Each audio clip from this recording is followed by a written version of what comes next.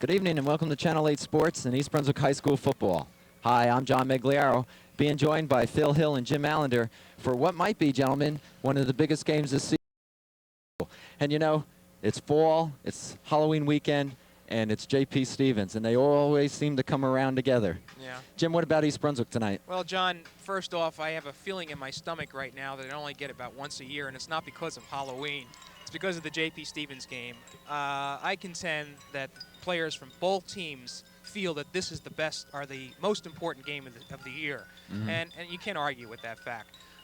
Stevens wants to beat East Brunswick. East Brunswick wants to beat Stevens. Generally, there's something always on the line for this game, and this with a 5-1 record needs to continue keep its hopes for a Central Jersey Group 4 playoff bid. If they win tonight, they will also be the front runner now in the red division of the much at stake. We can look to last week's game against Perth Amboy as a starting point for East Brunswick to springboard into this game. We saw a lot of good things.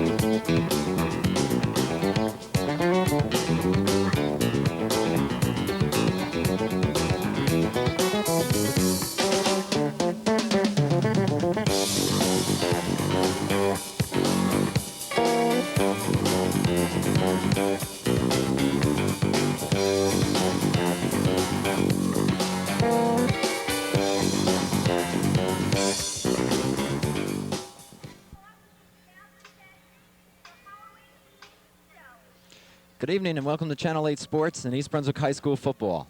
Hi, I'm John Meggiolaro, being joined by Phil Hill and Jim Allinder for what might be, gentlemen, one of the biggest games this season for East Brunswick High School.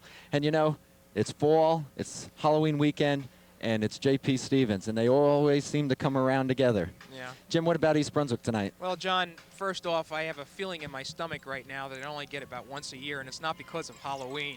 It's because of the J.P. Stevens game.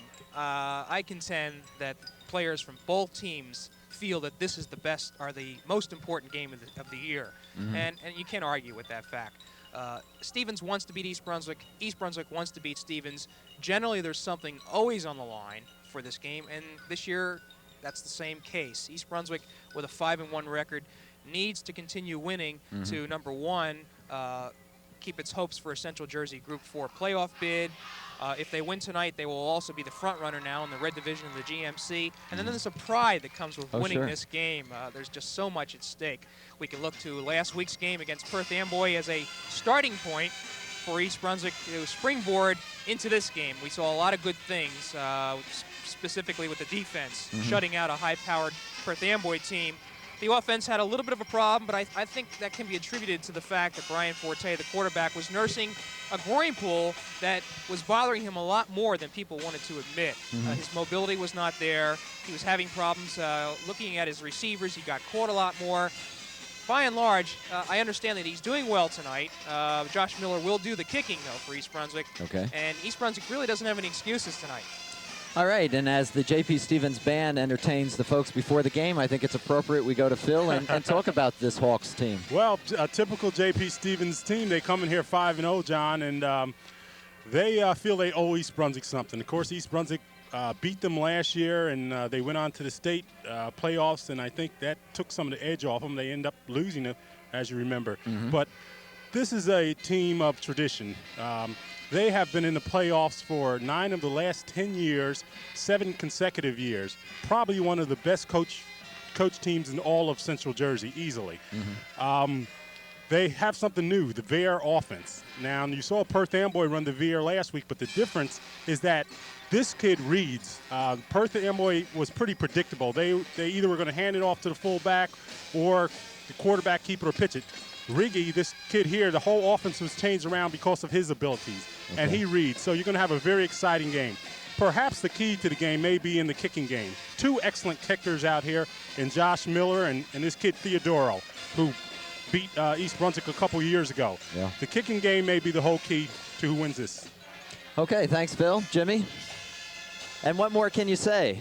Here we're ready for a big weekend of football, and it's starting off with the J.P. Stevens East Brunswick game. A lot on the line, and we'll be back with the start of the game in just a moment.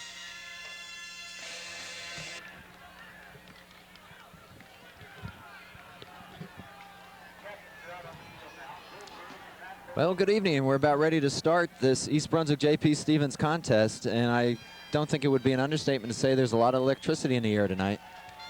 It really is. Now, I don't know if we can see it on the field, but Harry Morris, the assistant coach, was holding a sign up saying "fools." We'll have to find out the significance of that after the game. I think only Harry would understand that one. Gentlemen, there it is. Okay. Something that was brought to my attention was the fact that the home field is not an advantage in this game. Let's backtrack a little bit as we're watching the toss of the coin. East Brunswick last year won at J.P. Stevens. That was 86. 85, the Hawks and Bears played twice. And both times East Brunswick, let's see, Stevens won here, and then Stevens won at a neutral field. And then in 1984, East Brunswick won at J.P. Stevens, but when J.P. Stevens came here to play in the Central Jersey Group 4 final, Stevens won. So home field advantage non-existent in this game. Well, I don't know if I understand all that, Jimmy, but I'll tell you one thing. Every game that I've been to between these two teams has certainly been a very exciting and very close game, and I expect pretty much the same tonight. Well, we've been covering this game for about 4 or 5 years, and you're right, Phil. Every game has been exciting. And it does look like the Bears won the toss. Only the second time, I think, this year. That's right. All right, so East Brunswick will go out in their home green, and we'll take the opening kickoff. Back deep for the Bears will be Mark Harmon, number 34, Bill Brunig, number 2, and Joe DeVito, number 22. And a crisp evening here at J. Doyle Stadium. Big crowd on hand, as you might imagine. Still coming in, John. And as I heard one spectator say as I was coming up to the booth, this is the season, and I tend to agree with him.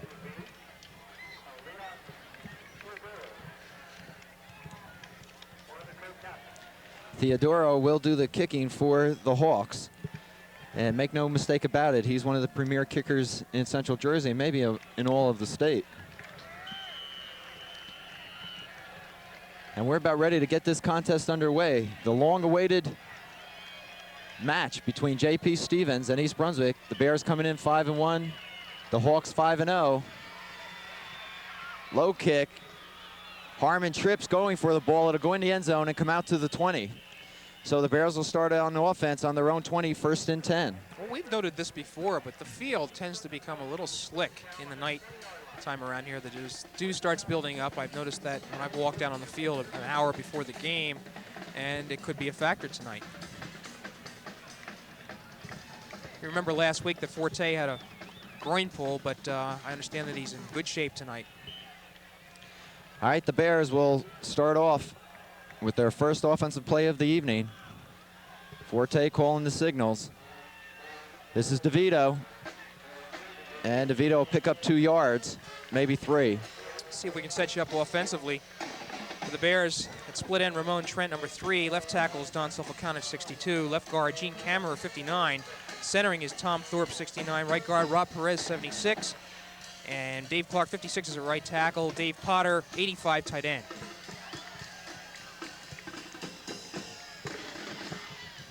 All right, Forte has Trent wide right.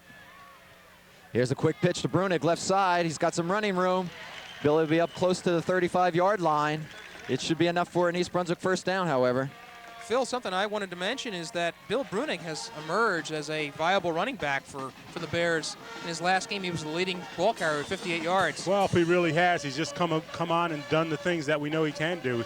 That injury earlier in the year had slowed him down, but now he's in great form. First and 10 for East Brunswick. The ball just short of their own 35-yard line. First period action. I formation. This is Harmon. Mark will pick up a yard. Wanted to correct myself on center. That it will be Dave Clark, 56. And, of course, in the backfield, besides Brian Forte, 16. At quarterback, Joe DeVito, 22, running back. And Mark Harmon, 34, at the tailback position. Number 18, Joe Giroux at flanker. Howard Landsman, number 84, in on that tackle. A good defensive end, and you'll see a lot of them today. All right. Excuse me. Trent goes wide right.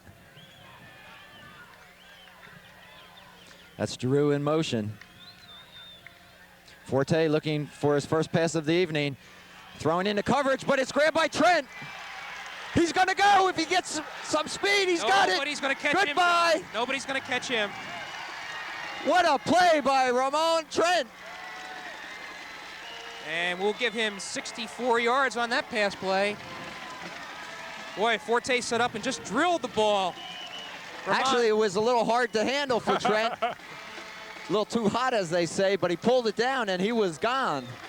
I'll tell you, when he bobbled the ball, he sort of froze the defense and got his footing, got control of the ball, and you saw what happened.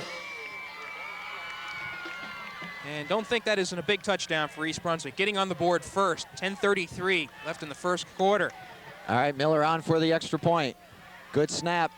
It's up, and it's good, and East Brunswick takes a 7-0 lead with 10:33 to go here in the first period. And Forte, now 10 touchdown passes on the season, leads the county. Trent, that's his third touchdown reception of the season. He came into the game as the second leading receiver for East Brunswick with 10 catches. So the Bears doing it on the ground and in the air, striking quick. I'll tell you, Ramon Trent able to turn on the speed, and what speed he does have. Just another good ball player for next year. Yeah, we'll see what he can do this year, Phil. It's a big deal. You're right. The speed was the difference between a good gain and him being able to escape and run it for a touchdown. All right, so Josh Miller will kick it off, and they strike first. A little lightning in the air here early at J. Doyle Stadium. That's right. The fans missed that one if they're coming in now.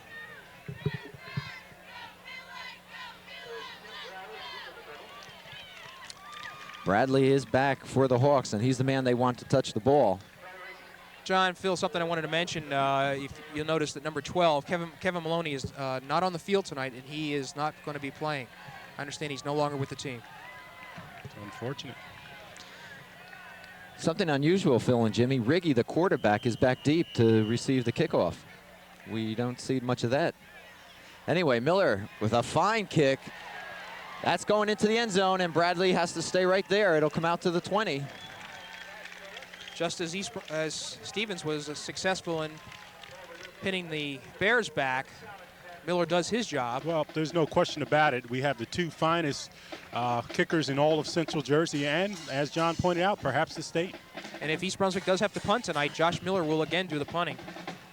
All right, we'll have our first look at this Veer offense of J.P. Stevens. Riggy's the quarterback.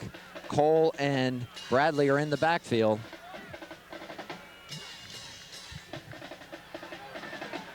Riggy with the ball right up the middle, and he's close to a first down. Boy, saving tackle there by Bill Brunig. Well, and that's just John Riggy himself. Simonelli says he's just a real heady kid, reads real well, knows when to keep the ball, knows when to give it up, and he's been a big difference for him this year. Well, we're going to have to keep our eyes open. I didn't even see that, quite honestly. And that's That's the idea of the veer. It's a deceptive type of offense. So it's 1st and 10 for the Hawks. The ball at their own 32-yard line. That's Landsman in motion. Riggy again right up the middle. And he's going to pick up about 7 yards, and we have a flag, and I think there's going to be a face mask against East Brunswick. We'll see what the call is. And it is a face mask against the Bears. And we'll see how many yards that's marked off. Is it 15 regardless, Phil? It's 15, right? Okay. I'll tell you this here. You saw the first 2 plays, quarterback sneaks by Riggy for good yards. I don't think you'll see a third one in this game. I think Marcus Borden is going to make some adjustments on that really quick. Right. All right, the ball is moved into East Brunswick territory, spotted at the East Brunswick 47. 1st and 10 for the Hawks. 9:58 to go, first period. East Brunswick on top, 7-0, but already Stevens is in East Brunswick territory. Landsman. Here's Bradley with the handoff. And Bradley stopped right at the line. Flynn on the tackle.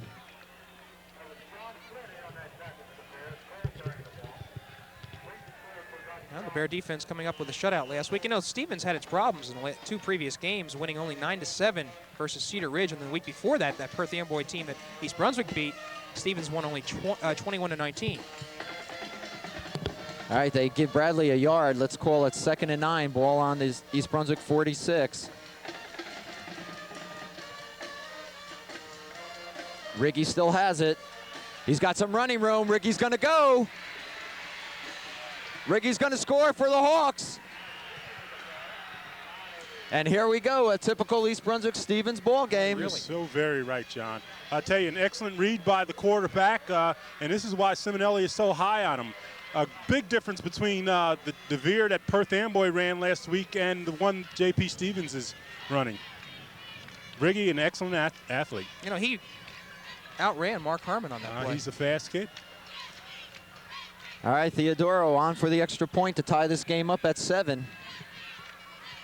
And we've had just a little less than 3 minutes go by in this game and plenty of action. Here's the kick. And it's good, and we have a tie ball game. So what advantage East Brunswick had early in the game just dissipated in really, I think, 4 plays, was it? 3 plays. And down. 3 offensive plays and 1 with the penalty. Well, but I tell you, East Brunswick, you're probably wondering why they did such a good job again against Perth Amboy and seem to be having trouble early on with this team. In order to stop the veer, each person has an assignment, and you got to be very disciplined, and that's awfully hard for young players to do. The defensive end has to contain, take a man, the linebacker has to take a man, and the tackle has to take a man. And if you don't stay with that, you can get burned. And that's exactly what happened. Of course, East Brunswick had its troubles with the veer offense earlier this year. We saw Madison Central run up, I think, close to 300 yards in total offense. So one thing I've noticed too, gentlemen, and that is apparently Stevens can match East Brunswick in speed. They are a speedy team, John. They're not as strong or as big as the other years, but they are fast. All right, Theodoro will kick it off. Harmon, Brunig, and DeVito back deep for the Bears. We're tied at 7, and we're still in the first period. Again, a rather poor kick. Harmon will field it at his 15. Mark Harmon right up the middle. Harmon breaks loose, fumbles the ball. Still loose, and it's going to be recovered by Stevens. Well, no. John, look back at the 40-yard line. All right, the officials are saying that he was down. I'll tell you, a big break there. Yeah, well, the ground cannot be the ball where the ball is dislodged, so he did go down. A real fine effort by Mark Harmon, however. All right, Harmon's going to be, his progress is going to be spotted at the 40-yard line of East Brunswick, and that's where they say he's down. So East Brunswick will take over 1st and 10. And quite honestly, I think East Brunswick caught a break there.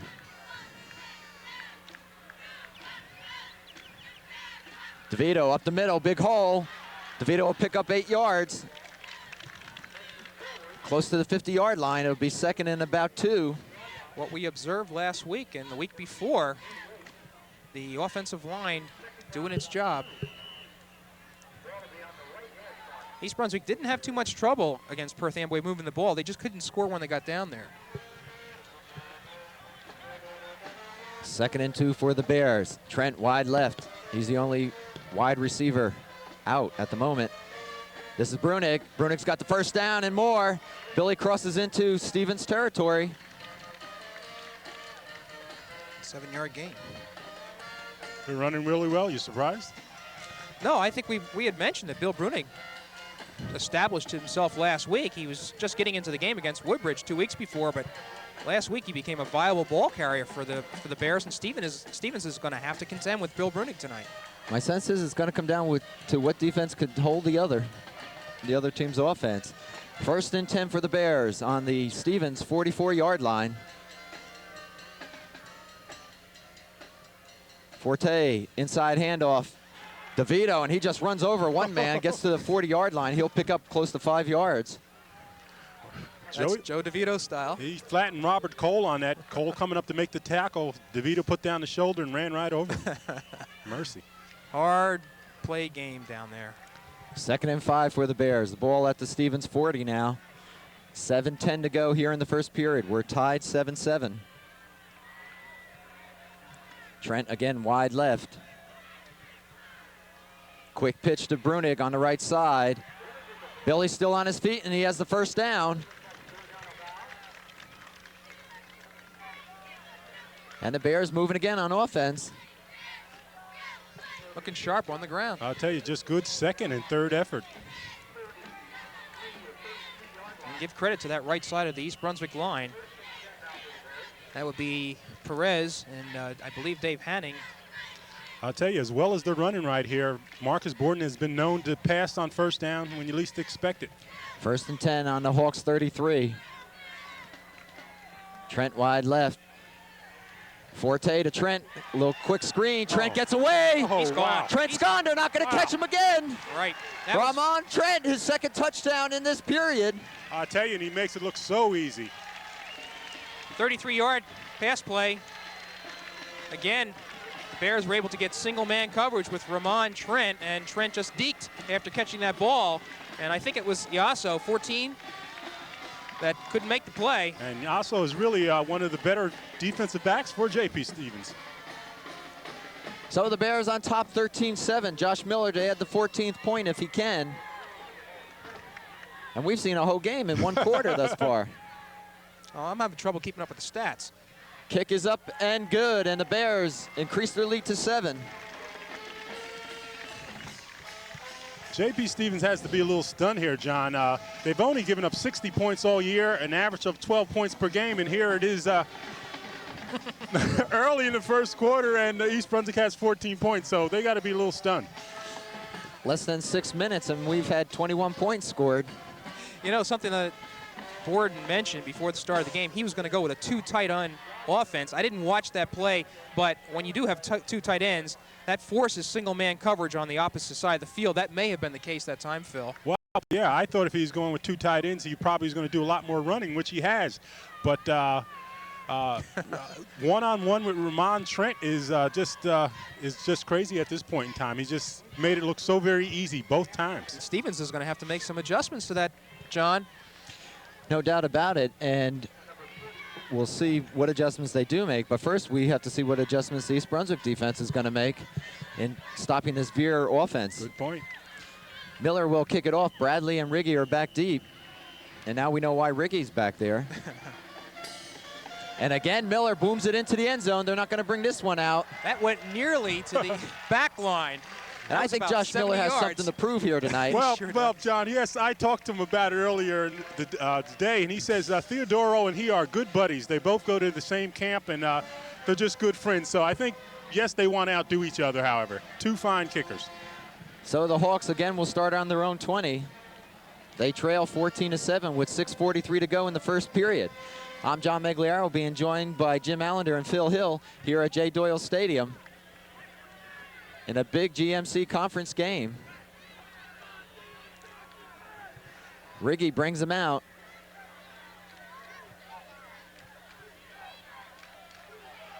And that's Cole with the ball. Cole will pick up maybe 2. And he was hit there initially by Bill Brunig, but was right. able to slide away and get about 3 yards. 3 extra yards, I should say. I'll tell you, Bill Brunig coming up very quickly, but You got to be careful on that. If you come up too quick, JP Stevens has the potential to surprise you.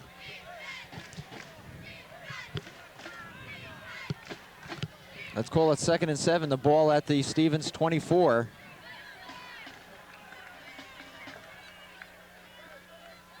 This is Bradley. And Bradley snuffed right at the line of scrimmage, maybe a yard. Just a host of East Brunswick tacklers. You got Smith, Ugar, Brunig, and Miller. No, that was the second time he carried the ball. Really hasn't got any running room tonight. All right, they're going to call it 3rd and 5 at the 25 for Stevens. And we'll see if they put it up in the air.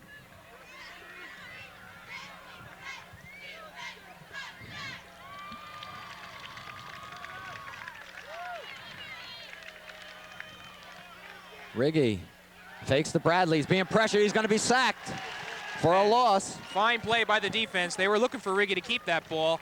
And if there is such a thing as a big play in the first quarter, that has to be it right there for the Bears. They do know that they can stop Stevens defensively, Phil. Give John Flynn a lot of credit there. He did not make the tackle, but he was right where he should have been, contained the place, forced it in, and Riggy had no place to go. All right, Brunig and Harmon will drop back deep for the Bears. Theodoro into punt. We saw Theodoro punting before the game. He did great. Good snap. Gets off an excellent punt. The Bears will let it bound, and they're going to let it go. Close to the East Brunswick 30. Let's call it the 32-yard line, and that's where East Brunswick will take over with a 14-7 lead. 4:37 to go here in the first period. You know, I think that play right there sort of tells you a little bit about tonight's game. I think if it was a different opponent, maybe Mark Harmon may have been more inclined to pick that ball up, but he is not going to risk any turnovers tonight. Each team just knows how important turnovers can be. Well, how would you like to be the defensive guy out on Ramon Trent right now? And he is getting single coverage again. Trent's on the out to the right side. All by himself. I formation. Drew in motion. Forte is going to put it in the air. He's got time. He's looking for Drew. Just overthrown him. He was wide open, too. And I have to tell you, Phil and John, those two pass receptions by Ramon Trent has forced Stevens into some backfield adjustments that are probably going to keep them confused for a while. East Brunswick's going to try to take advantage of this. Well, you're exactly right, Jimmy. Ramon Trent had 3 people surrounding him there, and they tried to go up long for Giroux in there. So they're going to spread things out. 2nd and 10 for the Bears on their own 32.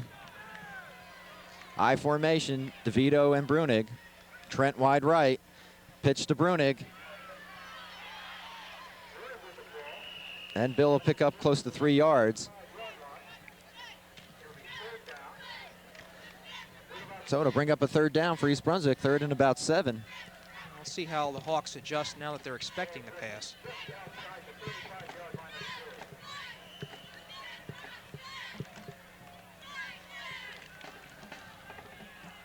I wouldn't be surprised if they come with a screen here. They know Hawks are going to be flying in. Trent wide right, Drew in the slot. Forte dropping back. He's got time. Now being pressured. He's going to be dropped for a loss. Yeah, the Hawks were in there. They were led by that Howard Landsman that you were talking about, Phil, number 84. He's a tough one. Number 66, Terry Chin as well. Very aggressive. Well, it looks like both teams are settling down a little bit after some fireworks early on here. We have 3:10 to go in the first period. The Bears on top, 14-7. And Josh Miller will do the punting. And he did a good job last week against Amboy, pinning the Panthers in their territory. Bradley and Riggy are back deep. Miller gets off a nice high kick. Great kick. Bradley will field it at his own 30-yard line. He's got some running room. Ooh. Crosses the 40, close to the 45, so Stevens will start off with good field position. All right, fine blocking by the left side of there of the Hawk. Fortunately, Bill Brunig was able to get over there and trip up Bradley, or he would have been off to the races. And Rosario Chetta as well. So Stevens will start off at their own 44, 1st and 10.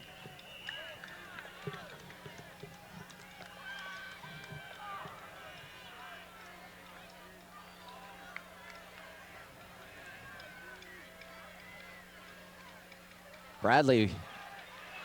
And he's dropped for a loss behind the line of scrimmage. Mark Rulo, number 17, defensive tackle on that right side coming up. Stevensville is a very intelligent team.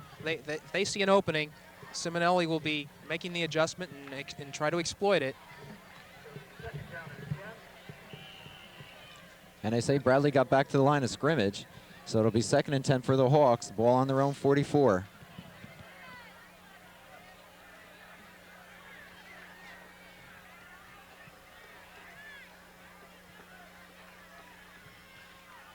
Riggy still has it, and Riggy's going right down. Rulo again, number 17. Mark Rulo and Sean Smith. So the Bear defensive line picking up where it was last week after that first quarter miscue, allowing Riggy to score. Well, 3rd and 10, and Stevens has yet to put the ball in the air. 1:28 to go in the period.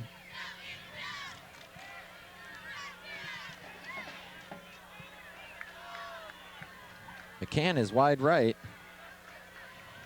And Riggy's going to put it up in the air. He's got a man deep in the middle. Ooh. He's going to go for the score. That's number 14, Iaso. Not too much more you can say about that. Troy White, defensive back. Troy White was very close to him, but Iaso had a step on him, caught it very nicely, and just took it in. So as I pointed out, they do have the ability to throw the ball when they have to. It's a 56-yard pass reception by Iaso. We've had 4 touchdowns in this first quarter, gentlemen. All right, Theodoro to tie this game up at 14.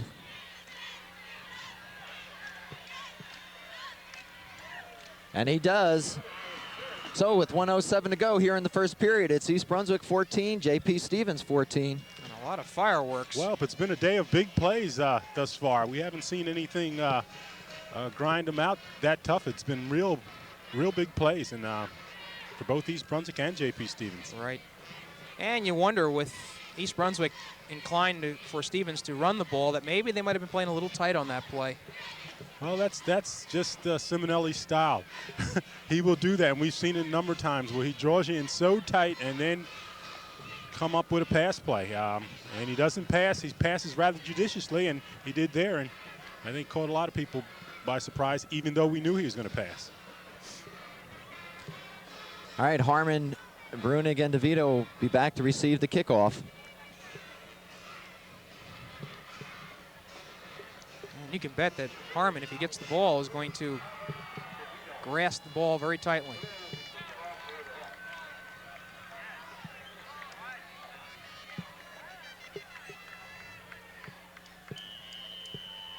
And Theodora with the kick.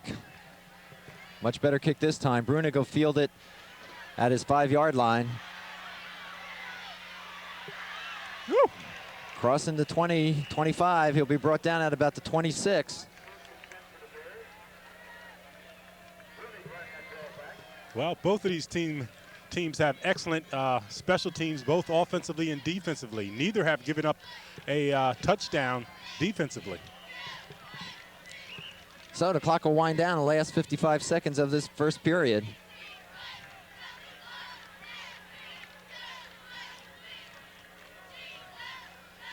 Forte, handoff. DeVito, a flag is thrown. I think we're going to have a holding call against East Brunswick. It may be against Mark Harmon.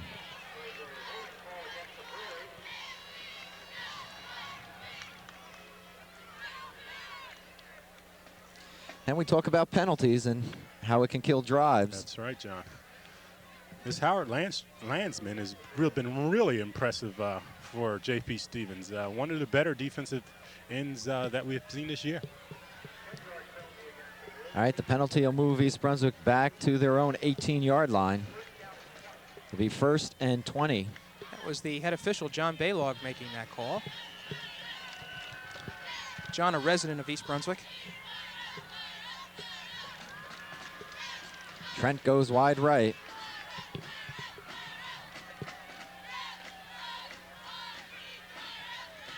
Forte inside handoff to DeVito, rather. And Joey will get up close to the 20. Terry Chin, number 66, in and on that tackle again. Seems to be Chin and Landsman doing most of the damage. And I don't know if we'll get a playoff before the end of the period. And that should about do it for here, the first period at J. Doyle Stadium. And we've seen a barn burner, 14 all, East Brunswick, J.P. Stevens. 4 touchdowns, 2 by each team, making the score what it is, 14 all. Well, it's early on, but I'm convinced now more than ever that the toe will be the deciding factor. That either Theodoro or Miller will be the deciding factor for this game. In terms of points, Phil, or just field position? I just in terms of how this game may end. Well, if you look at the scoring, Forte to Trent, 64 yards. Forte to Trent again, 33 yards. Riggy on a 46-yard scamper, and then Riggy to Iaso for 56 yards. I mean, we're not talking nickel and diamond here. Well, the difference here is J.P. Stevens is not supposed to be a big play team. Of course, they have Bradley that can break the long one every now and then, but they're not supposed to be a big play team. East Brunswick is. And so we have a little surprise here. All right, the Bears will start this second period with a 2nd and 18, the ball on their own 20. And Trent now wide right, Giroux in the slot left. Forte looking for Trent again on that little quick hitter. A pitch back to Harmon. Didn't really fool anyone. Well, they call it the hook and ladder, and if Harmon could have got another step to the outside, he could have been gone. I think what Trent had to do was sort of fake to the right, turn to the right a little bit, and then come back to the left with the pitch. If he would have done that a little bit with a little more emphasis, they may have been able to influence J.P. Stevens' defense. All right, 3rd and 11 for the Bears at their own 26. We've just started second period action. Forte dropping straight back, taking a deep drop, looking over the middle to Giroux. Giroux's got it, but he's going to be way short of the first, and the Bears will be forced to punt again. Well, that's that screen play that we thought would come the last series of downs. And Stevens, very intelligent team, as we mentioned, well coached. You can bet that they were ready for it. So Miller on to do the punting.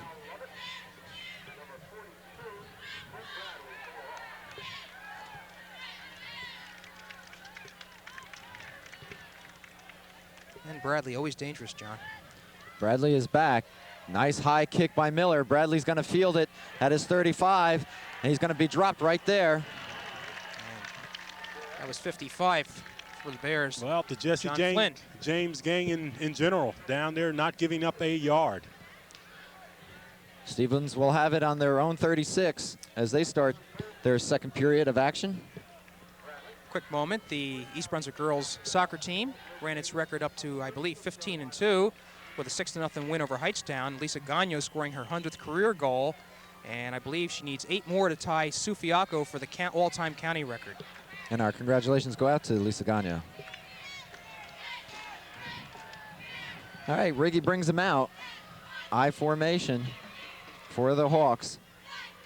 This is Cole up the middle, and Cole will pick up maybe 2. Okay, and that was not a case of where Riggy tried to read. That was just a planned play. He handed to the fullback right up the middle there without even trying to read.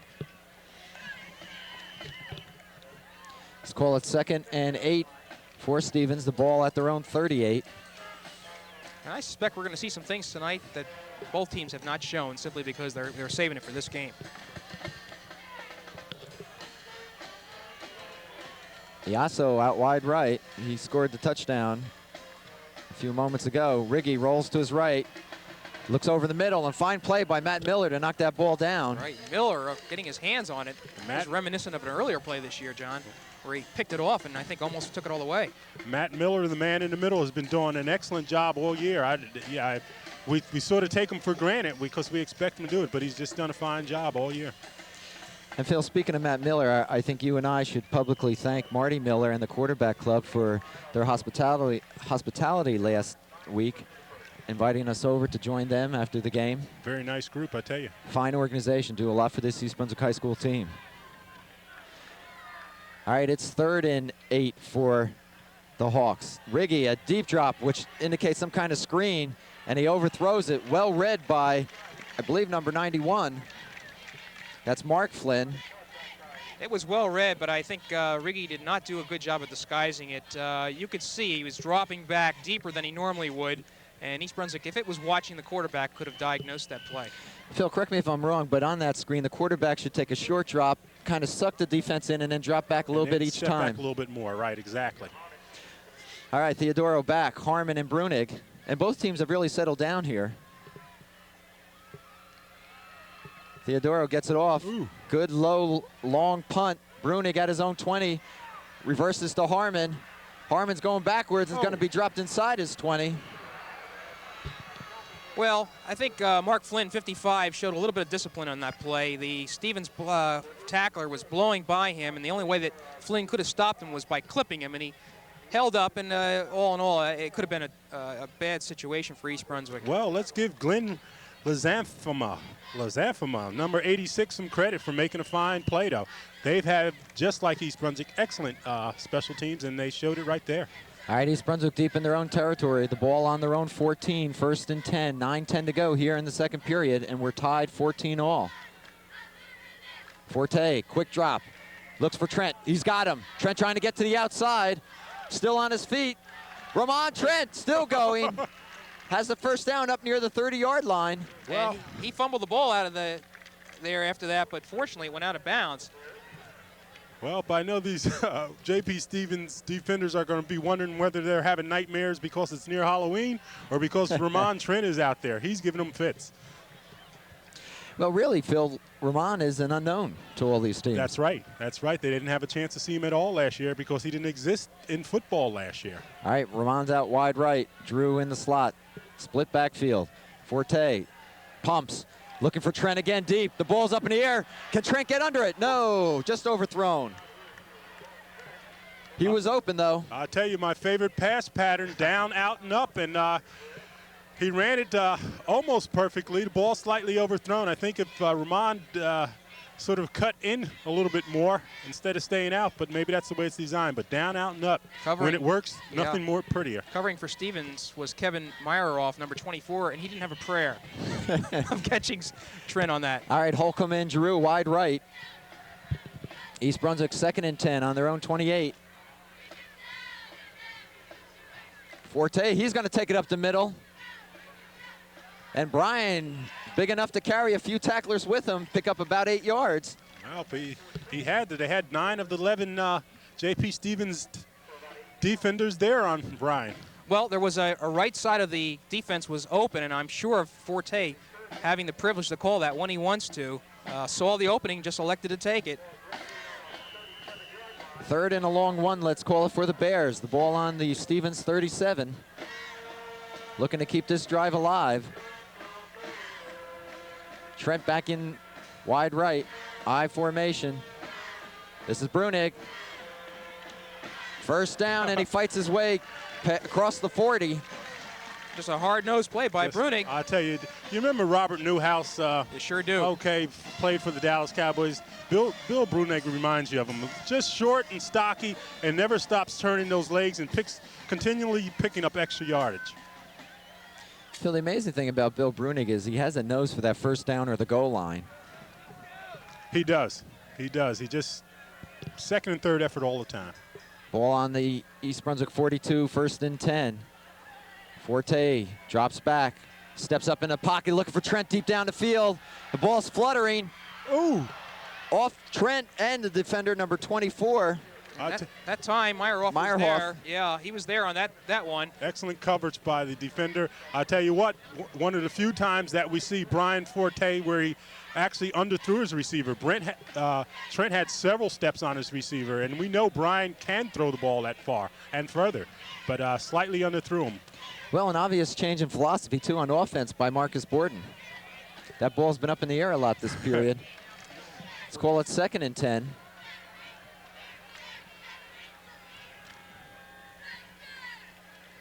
Brunig outside, needs a block, cuts upfield. Brunig's got the first down deep into Stevens territory, close to their own 30. Excellent run by Bill Brunig. Well, pictures are worth 1,000 words. I don't think we need to say anything. He's just really come on. 25 yards on that. had to wait for that block, and that was enough for, I guess it was 46 gentlemen that made that tackle. Nunez, Dan Nunez, just a sophomore for Stevens. Another 1st and 10 for the Bears. They're on the march. They're at the Stevens 31. Harmon right up the middle, big hole. 1st down inside the 20-yard line. I'm at a loss of words right now. just beautiful football. I mean, they're just putting Stevens off balance right now, passing, running, different individuals involved in it, and it's good-looking football, that's all. Well, I'm glad I have my calculator with me this week. You're going to need it, I think. Ball at the Stevens 18, 1st and 10. Joey DeVito territory. Trent wide right, I formation backfield. Inside handoff to DeVito. You called it, Phil. Inside the 15.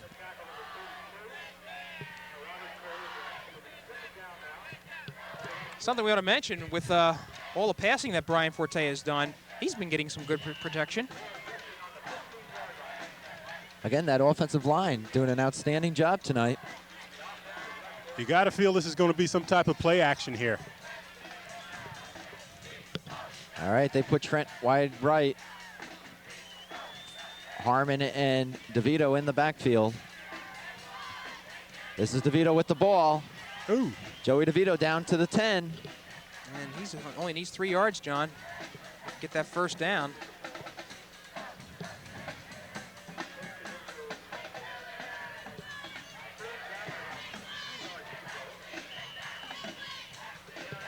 Well, East Brunswick trying for the 1st down here. My question is, if they don't make it, whether or not they go for the field goal or whether or not they try to go for the 1st down. You know, with the scoring going on here, okay, referee timeout. With the scoring going on tonight, one wonders whether or not a field goal is the proper election here. Maybe you ought to go for the 7 points tonight. Well, with the scoring, precisely the reason that maybe you should go, because every bit of scoring is going to count. I mean. All right, East Brunswick with the 3rd and 2.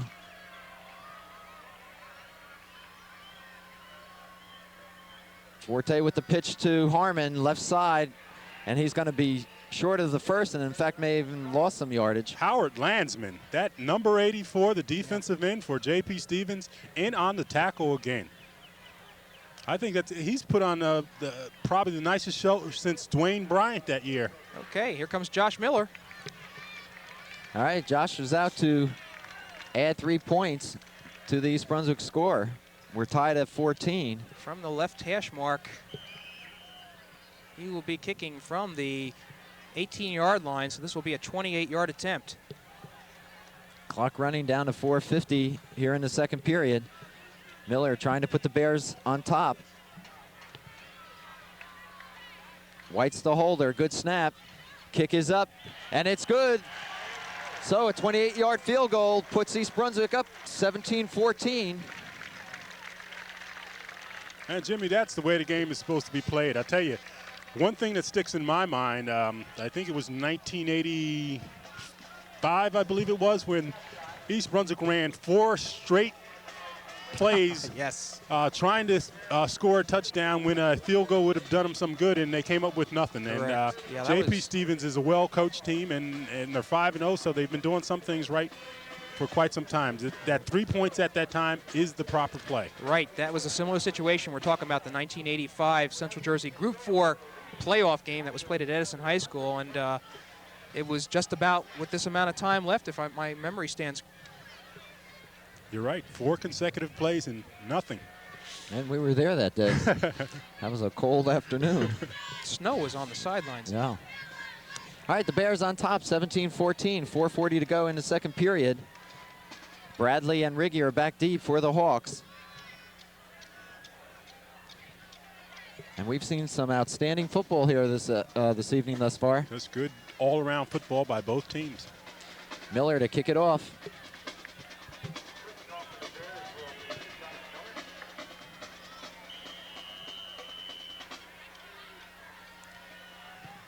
And Josh again is going to send it into the end zone. No run back here. Oh, yes. He's fired up now. He is fired up, I tell you. You know, it was when he was given that opportunity to punt last week against Perth Amboy, I really do believe it was a major confidence builder for Mr. Miller. He's quite an emotional young man. And just as he was down at the beginning of the season, having missed a couple of field goals, the success that he's had, he had a 35-yarder last week, that's the type of thing that can really bring East Brunswick along. And let's not minimize the importance of having Stevens start from their own 20 each time. That's right. And that's where they'll start, 1st and 10. Riggy's at quarterback, Cole and Bradley in the backfield. This is Riggy with the ball, still has it. Fine tackle by Brunig as Riggy crosses the 20, picks up 2. Well, that had all the makings of a major league run right there. Well, Brunig able to keep it to 4 yards. A good read by Riggy again. Faking the dive, faking the pitch, and turning it up. And if it wasn't for a good tackle by Bill Brunig, as you're right, he would have picked up substantial yardage. All right, they give Riggy 4 yards. Let's call it 2nd and 6. The ball at their own 24.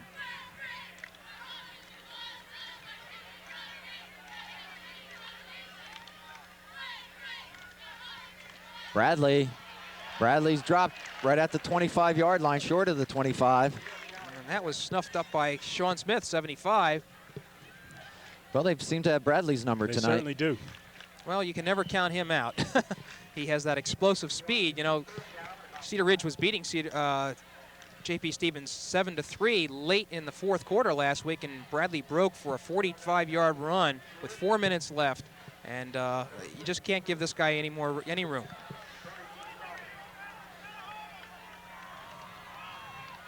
Third and 5 for Stevens. That's Cole in motion. Riggy looking for Cole and underthrows him, and so they'll be forced to punt. And he slipped on that, John. So again, the slipperiness of the field being a factor there. Well, I'll tell you, Riggy's not too tall. He's, I don't know what his vitals. 5'9", 160. 5'9". So you notice he does a lot of jump passing. And when you do jump passing, you throw yourself off somewhat, no matter how proficient you are at it. Bears ought to get the ball in good field position, John. Theodoro on the punt. Brunig and Harmon back.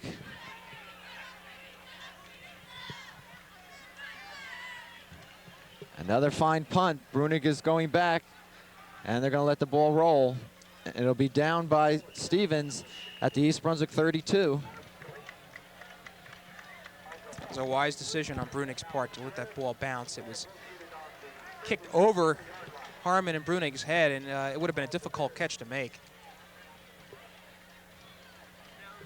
So with 3:03 to go here in the 2nd period, East Brunswick up on top, 17-14. The Bears will take over, 1st and 10. It's plenty of time. Giroux wide left. Trent to the right. Forte looking, flags are down. Forte scrambling. Now dumps it away. Did Giroux make the reception? He did. Well, let's check the flag. I believe East Brunswick was offside. I'll tell you, regardless of what the call is, you can see that they're well coached. Again, Jerry Youngchuck doing a good job with the receivers because Giroux came back to the ball. He saw his quarterback in trouble, came back to the ball to make the reception, even though he didn't pick up much yardage. Well, we don't see a call yet. They're discussing it with Stevens, and they're going to move East Brunswick back. The flag was thrown as soon as the ball was snapped, so it should not be a big penalty.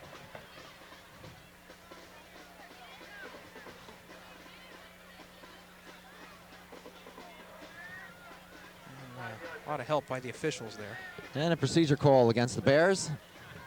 Moving the ball back to the East Brunswick 29. So it'll be 1st and 15. John, I don't remember a timeout being called, so both teams ought to have 3 each. No, you're right, Jim. Down to 2:50 here in the 2nd period. East Brunswick holding on to a slim 17-14 lead. Brunig inside. Spinning his way across the 30 to the 32.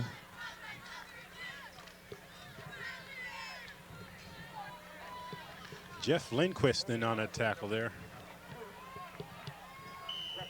6 feet, 220 pounds. We'll call it 2nd and 12 for the Bears. I wouldn't be surprised to see Forte try to connect with Trent. Drew now in the slot right. Forte looking. He's got Trent over the middle, close to a first down. Boy, right on the marker there. And a good call, Jimmy. Well, it's a good call on Marcus Borden's part, not mine. And it's a quick call by the official. It is a first down for the Bears. So they'll move the chains with 2:10 to go. And Trent has 5 receptions in the first half here, including 2 touchdown catches. Well, he came into this game averaging 30 yards per catch. He really did. So he hasn't hurt that. All right, they send Trent wide left. Drew, slot right. Forte looking, pumps. There's Trent. He's going back to Trent. He's got him. Oh, touchdown, East Brunswick. Goodbye. Goodbye. Goodbye. 55 yards, Forte to Trent. Thank you, John. I'm starting to lose track of things here. Oh, God, what a tremendous play. What more can you say, What Phil? can you say? I mean, I'm speechless. I'm not saying anything. But I think John brought up a good point before. Trent is a new element to this East Brunswick team. Last year, J.P. Stevens didn't have a chance to see this kid. If there's college scouts out here tonight, and I'm sure there are, Brian Forte is not the only player they're looking at tonight. All right, Josh Miller on to at the 24th point to increase East Brunswick's lead by 10. And he does just that. So the Bears are on top, 24-14 with 1:44 to go here in the second period. And I have to feel sorry for the defensive backfield for J.P. Stevens. They knew that play was going to come, and yet couldn't keep up with Ramon Trent's speed. And the whole key to that play, in addition to Trent running his pattern, was Forte's ability to rifle that ball, and he did it on a line, Phil. Well, he did it on the line, but the pump fake, just so casual, so ever casual, and then just put it up there right on the money. And the blocking by the offensive line tonight has been outstanding. And I think that 7 points is a big cushion for East Brunswick. Well, Trent was wide open. Even Phil could have caught that one. You think so? I'd hope so. All right, Bradley and Riggy go back. And let's not make light of it. We've known this Stevens team, rather, to come back quickly. I don't think Jimmy and I will ever forget George Booth going down that sideline with 10 seconds to go and a half a few years ago. As we watch the kickoff, Brian Forte is 7 for 11 for 190 yards, 3 touchdowns. All right, Miller looking to put it in the end zone again. The ball fluttering around. And Riggy's going to field it at the 3, fakes the reverse. He still has it. Clip. And no flag is thrown. Phil called it, but it wasn't called. Yeah. But good job by the Jesse James gang, keeping that ball inside the 20-yard line. Joey DeVito was clipped, and I guess the smoke that's going around here, the official didn't see it. There is a haze hanging over the stadium. I'm wondering why. It could be the change of temperature. It's supposed to get colder tonight. It was warm, so this could be the condensation. I think it's mischief night. I think we've got some fires in the air. It could be a ghost. First and 10 for the Hawks. Ball on their own 17, 1:25 to go.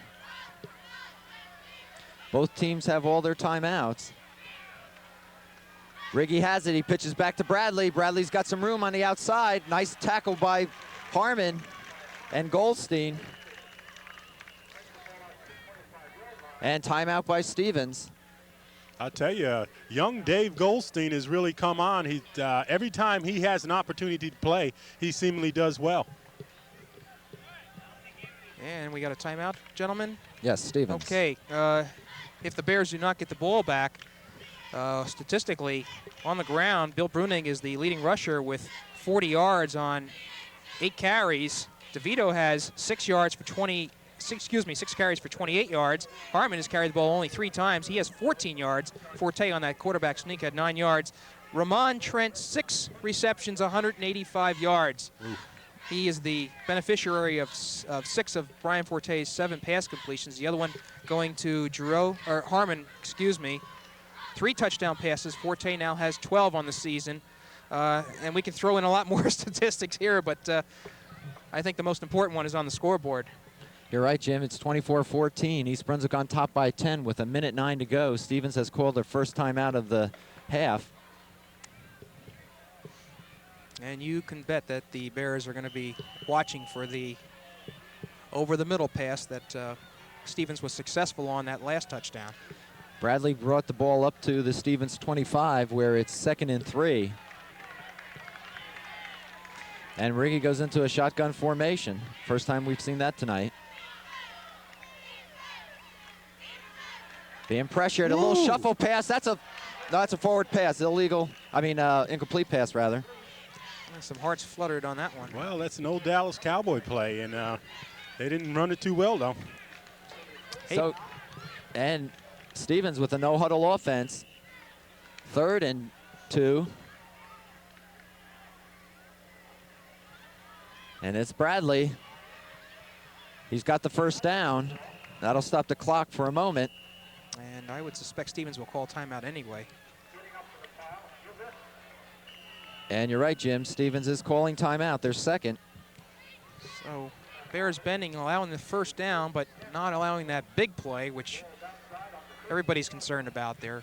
I'll tell you what, they'd have to feel pretty good about coming off the field with a 24-14 lead, considering the big plays of this game. As a matter of fact, Stevens ought to be thankful that East Brunswick doesn't have the ball anymore. I'm a little stunned, quite honestly. 38 points in the first half. When was the last time we've seen a high school game like that? Really? Right. Just the play out there that the fans are watching tonight is simply outstanding. You're seeing blocking, great defensive plays when they need it on the line. The passing of Forte to Trent is simply one of the best combinations in the state of New Jersey right now. And Stevens, of course, always dangerous, always can come back. This is not a comfortable or secure lead. All right, the ball at the Stevens 31, 1st and 10, 55 seconds remain. And they have one timeout, and Riggy goes back into that shotgun formation. Being pressured up the middle, gets it off. Bears ready for that one. And McCann on the reception, number 28. And Miller. Stevens, no huddle. Clock down to 38 seconds.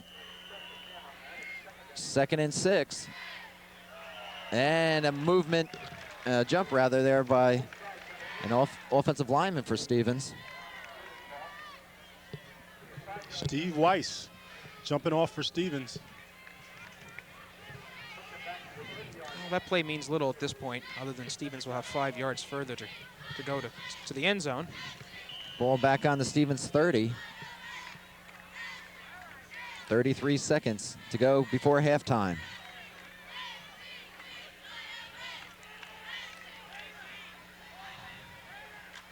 Riggy rolls to his right, looks over the middle, and a fine defensive play looking for Iaso and number 14 for East Brunswick. No, that was 42, John. I'm sorry. Cenk Ugar. Cenk. 42. Cenk. Great play there. Just right on the money. Very, very quickly there also. That'll stop the clock with 20 seconds.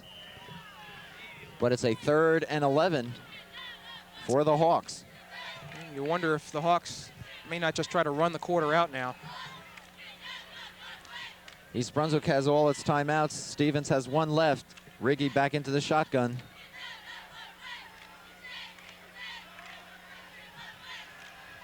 Looking over the middle, a little screen to Bradley, but he's going to be taken right down. Flynn, once again, number 55. Clock down to 9 seconds. And a timeout's going to be called by East Brunswick. Well, they want to have one more shot at this. Certainly, I'll tell you what, Phil. What's that? I go for the block on this. Really, you know, even if they're accused of roughing the passer, there's only 8 seconds left, and I don't know. I take my chance. Joe DeVito has had a lot of success this year in getting in on the kicker. That's a good point. They got Nick Spadafino, defensive coordinator, in there speaking to the team now, so maybe they got that up their sleeve, Jim. It will be 4th and 8 for the Hawks. Crowd not quite as big as we had anticipated, gentlemen. Still, though, it looks to be the largest crowd of the season for East Brunswick. And that's Spadafino you're looking at on the screen.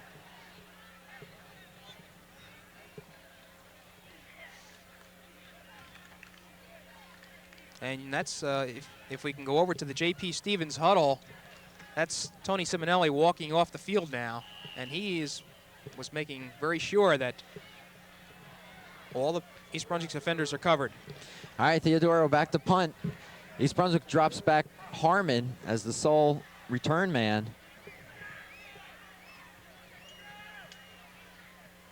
And a great kick over Harmon's head. He'll field it at about the 15. And that'll be it for the first half here at East Brunswick. The Bears on top, 24-14. And we'll be right back in just one moment.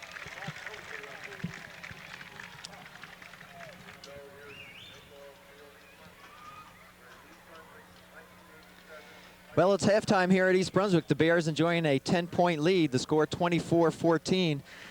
And I'm a little surprised, quite honestly, in terms of the fireworks, not so much the score. Yeah, I think so. Both teams doing a really good job on the big play. I'm surprised that Stevens has not adjusted to the Forte to Trent combination. They're going to have to do it because you know that until they do, Marcus Borden's going to come out. Yep. And, of course, that leaves the other receivers open. So East Brunswick potentially is going to have a outstanding game offensively. They have 190 yards in the air, and that's been the story so far for them. Phil, they've shut down Bradley, quite honestly. They've shut down Bradley. Marcus Borden probably, his game plan was probably do that, and he's done that well. But I think they've been surprised by the ability of J.P. Stevens to come up with the big play themselves. J.P. Stevens isn't normally, this year anyway, a big play team. They just sort of grind it out with that Veer offense. But they've come up with some big plays, and I think they're taking advantage of a personnel change in the secondary as well. Okay, and if you know anything about the East Brunswick-Stevens series, you know that you don't want to leave your sets for this second half because anything could happen. It's 24-14 here at halftime at J. Doyle Stadium, and we'll be back in a moment to start the third period.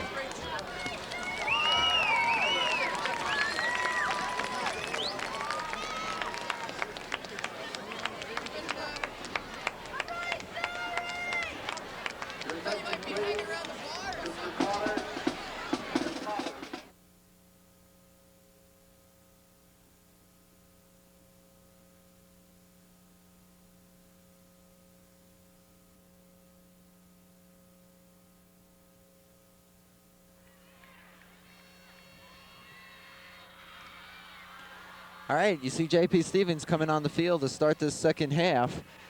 J.P. Stevens a little late getting out here. East Brunswick's been on the field for about 3 to 4 minutes now ahead of them, stretching and so forth. But let's talk a little bit about what we saw in that first half. Jimmy, first of all, you've got the stats. Why don't we cover that? Yeah, and as we had thought, the Bears have a comfortable margin in this statistical area.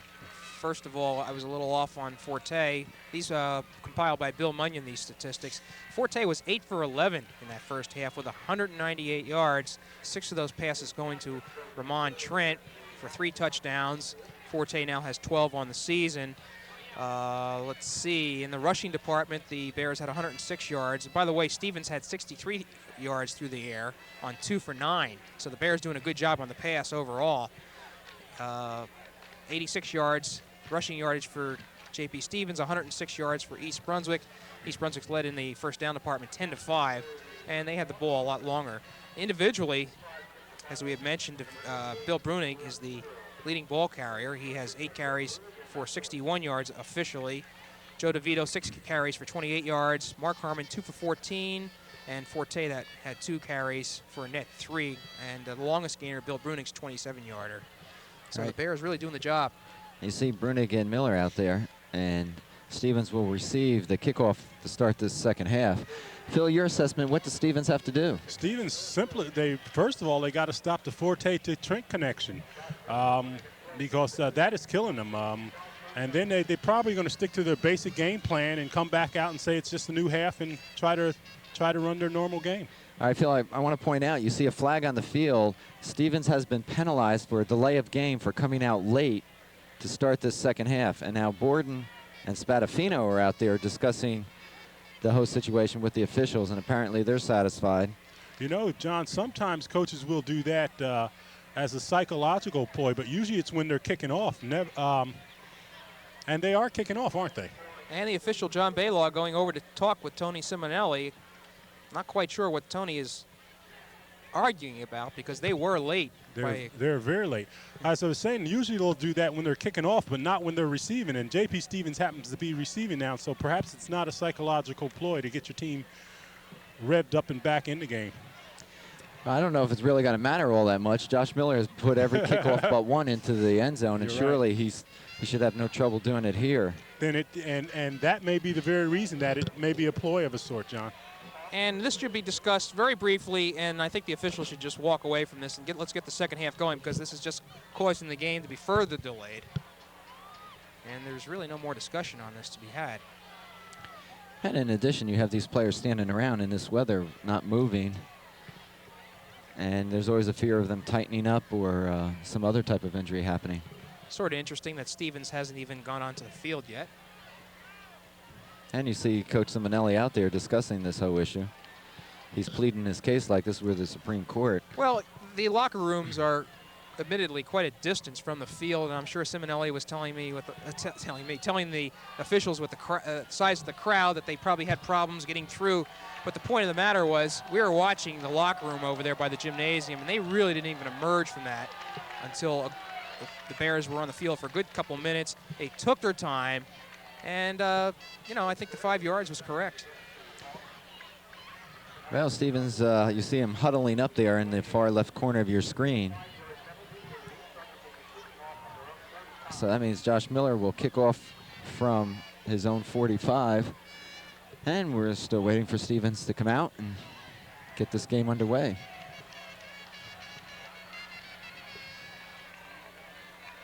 Stevens trails 24-14. A big 10-point lead for the Bears as we start this third period of action at J. Doyle Stadium. And a beautiful autumn evening. Good crowd on hand. And as we mentioned at the outset of the program, this is a key game for East Brunswick. They come in 5-1, Stevens 5-0. And East Brunswick really can't afford a loss. So Josh Miller is ready to get things going here. And I would be surprised if he doesn't put it in the end zone. And that's going to take Bradley in, and Stevens will start off at their own 20.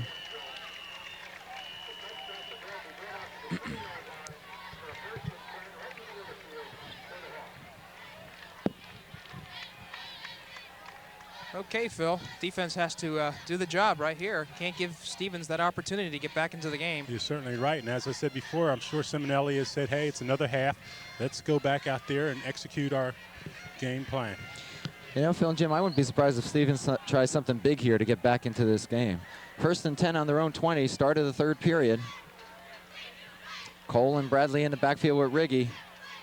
Riggy with the ball, and he picks up maybe 2. And that was Shank Ugar, linebacker keying on Riggy. And I wouldn't be surprised if East Brunswick, after watching Riggy and that touchdown dash, is just keeping somebody on him all the time. Well, if they normally have that, if they're going to defend against the Veer anyway, Jimmy, but Right. They're probably playing a little bit tighter. 2nd and 9 for the Hawks on their own 21. Yazzo wide left. Now he comes in motion. Riggy still has it. And he'll pick up maybe 4. Some nice blocking there. You know, Stevens has shown the ability, as we had mentioned, to come back from a deficit. Last week we talked about Cedar Ridge, and then the week before that, Perth Amboy. And I believe their opening game of the season against Shawnee, they had to come back. So this is not an unfamiliar situation for these guys. Let's call it 3rd and 1. The ball at the Stevens 29.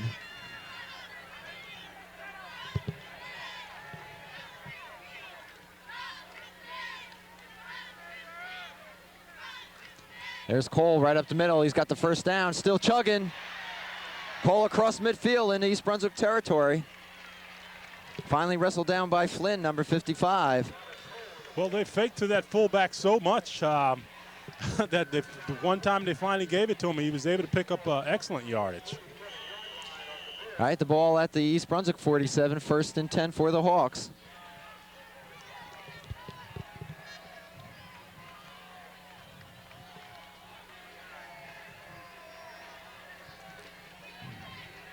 I watched the pass play on this. I formation, Cole and Bradley, Yazzo in motion. Riggy still has it, gets close to the 45. Well, with this 10-point deficit, Stevens is still in a position to stick to its game plan, which is to run the ball as they are seeing right now. And that's Simonelli. Another coach might have panicked and tried to go for something different or a big play, but Simonelli knows his team very well, and you just had to believe that. He said, hey, we're going to come out the second half and stick to our game plan and do what we know we're capable of doing. All right, 2nd and 9 for the Hawks. Ball on the East Brunswick 45. Yazzo in motion once again. Here's 46. That's Nunez. And Nunez is going to score, and Stevens is back in the ball game. We have a flag. A flag is down. Let's see what it is. It's a clip against Stevens. It's the indication by the official. And good crackback blocking by Stevens on that play. Was able to snuff off Flynn going to that side, and that was Nunez being able to crack it. So, well, one of those blocks wasn't too good, Jim. Yeah, it was a big play for East Brunswick, no doubt about it. So the Bears dodge a bullet as the penalty will be marked off against the Hawks. And it's a big one. The ball will be spotted now at the Stevens 48-yard line.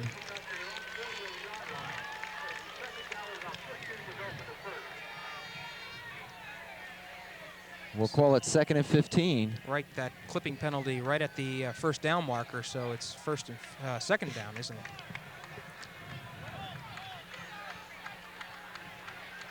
it? Yazzo split wide right. McCann in the slot. That's Cole in motion. Deep handoff to Bradley. And Bradley gets up to the original line of scrimmage. So it'll be 3rd and 10. And it looks like Bruning's down. And we'll have an official timeout. Brunig getting up a little slowly. Phil Hostler coming out. But Billy's walking off on his own.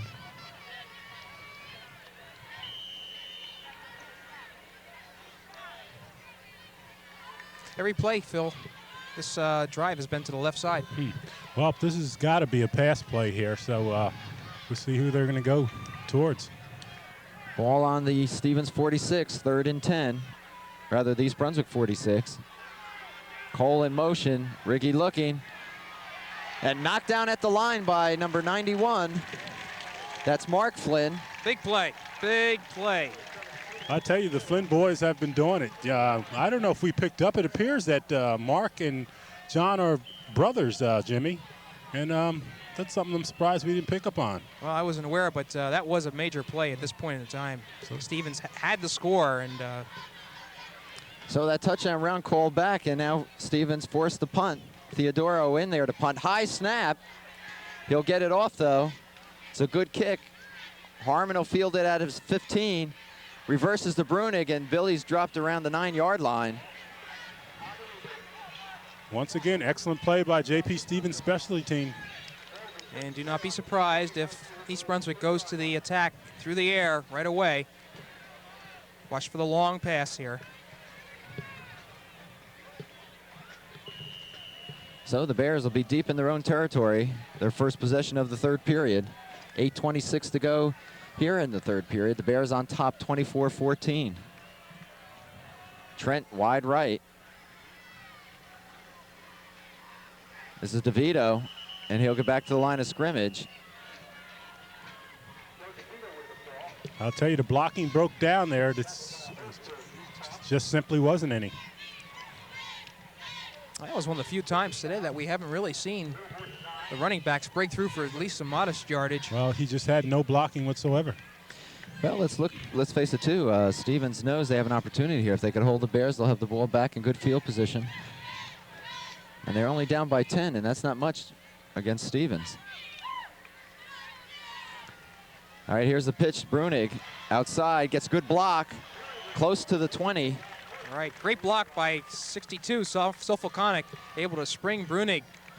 And he looks like he's real close to the first down, John. I think they're going to bring the chains across, Jim. And they will. And that's a big play right there. If East Brunswick can convert that first down, it gets them out of deep trouble.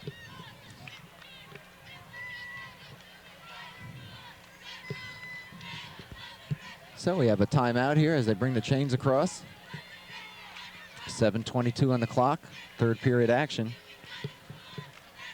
And there you see the ball being measured. And they're going to be just short. Ooh. About half the length of the football. Joe DeVito, Phil? Brian Forte. Brian Forte. Okay. Long pass. Wouldn't that be something? I'm staying out of this one. 3rd and let's call it less than 1. Well, Trent is wide to the right, as you can see. Ball just shy of the 20-yard line. East Brunswick needs to get to the 20 for the first down. And DeVito, and he fumbles the ball. And Stevens has it. Big turnover. Really was. You wonder why they didn't go up quite up the middle with that, but it was a good pop on the part of Stevens, and DeVito fumbles the ball. Now the Bears are going to have to tighten up. You're right, Jimmy. We're just not used to seeing that, but East Brunswick can be fallible just like any other team, and a good hit, which caused the fumble.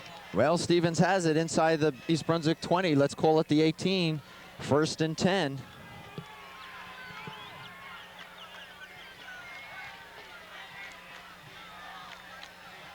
Riggy still has it. He pitches back to Bradley. Bradley on the outside, turns the corner. Bruni comes up for the tackle, but not before Bradley picks up 5 yards.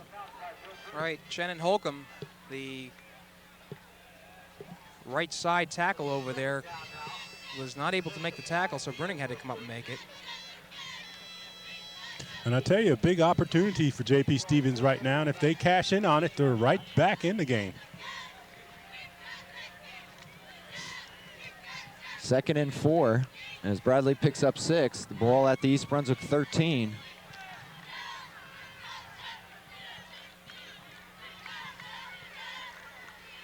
Lanzafama split wide right.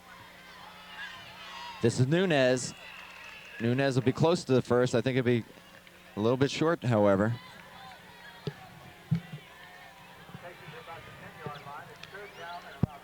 Third and let's call it 2. And Bradley's getting his hands on the ball a lot more this half, Phil. Well, you can look for the real read here, the dive, fake, or look for Riggy to keep it. Ball at the East Brunswick 10. Third and about 2.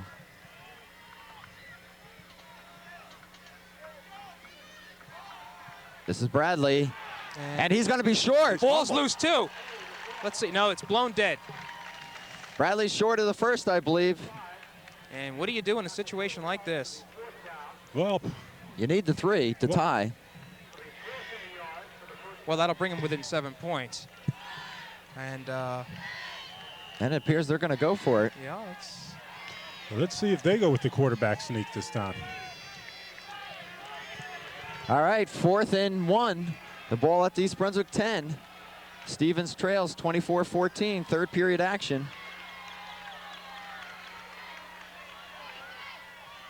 That's Bradley. I don't think he's made it. I think he stopped too. I thought that last effort might have been enough, but I think the Bears have held. It all depends on where they spot the ball. I think he got it. Let's see where they put it. The Bears are signaling that and they're going to call for a measurement. No, first down, East Brunswick. And a big play at this point in the game. Big game. defensive stand by the Bears. I thought they were going to call for the chains for a moment. Well, that is the biggest play of the game thus far. It really is. Nice defensive stand by the Bears. Super. If anything, at any time, J.P. Stevens could have wrested the momentum. This was it, but now the Bears have it back. And you got to think it's taken a little starch out of Stevens. Well, there's still a lot of time left, John. All right, Trent wide left. Forte calling signals, I formation, ball on their own 10, 1st and 10. That's Harmon. Harmon will get across the 10 to maybe the 12. And the Bears being conservative, Phil. Not putting the ball up in the air. Well, you got to be somewhat conservative considering what their field position is, but J.P. Stevens just being tough defensively right now. I keep noticing the left side of the East Brunswick line seems to be a second ahead of the snap. And I'm just waiting to see if they're going to throw that flag. Anyway, it's 2nd and 8 for the Bears. Harmon got to the 11. Trent is out wide left. And Brunig looking for some running room. Billy will cross the 15, so it'll bring up a 3rd down. Some good hard yards there. Got about 5.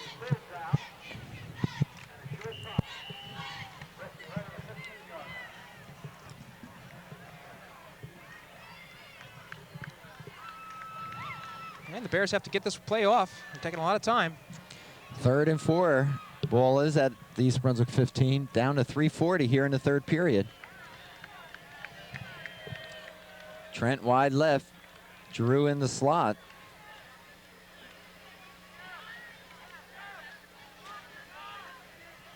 And a flag is thrown as DeVito is hit at the line of scrimmage.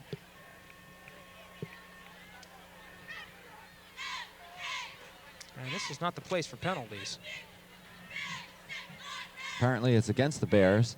Right, and I wonder if that flag was called before the whistle. If not, Stevens might do well to refuse this.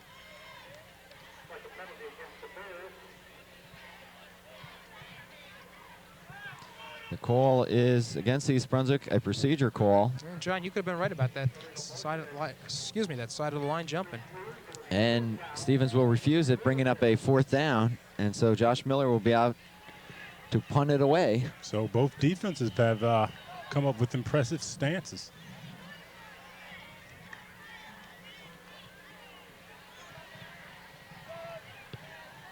Bradley and Ricky will drop back. And this is where you got to watch Bradley, 42. He's awful dangerous on the run back. Miller standing on his own 3-yard line.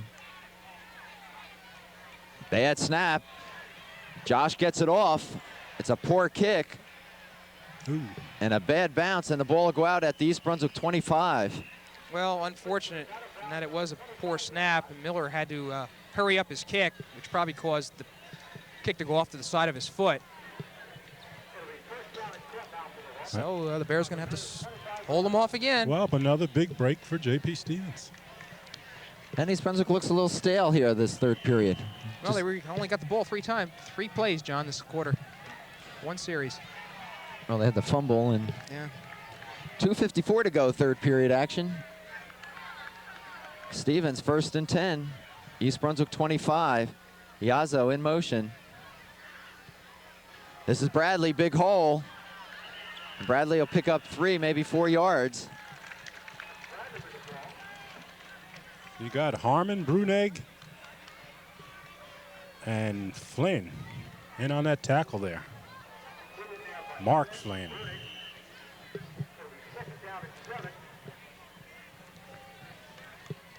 I'm gonna give Bradley 3 yards. Let's call it 2nd and 7. The ball at the East, at the East Brunswick 22. Lanza Fama goes wide left.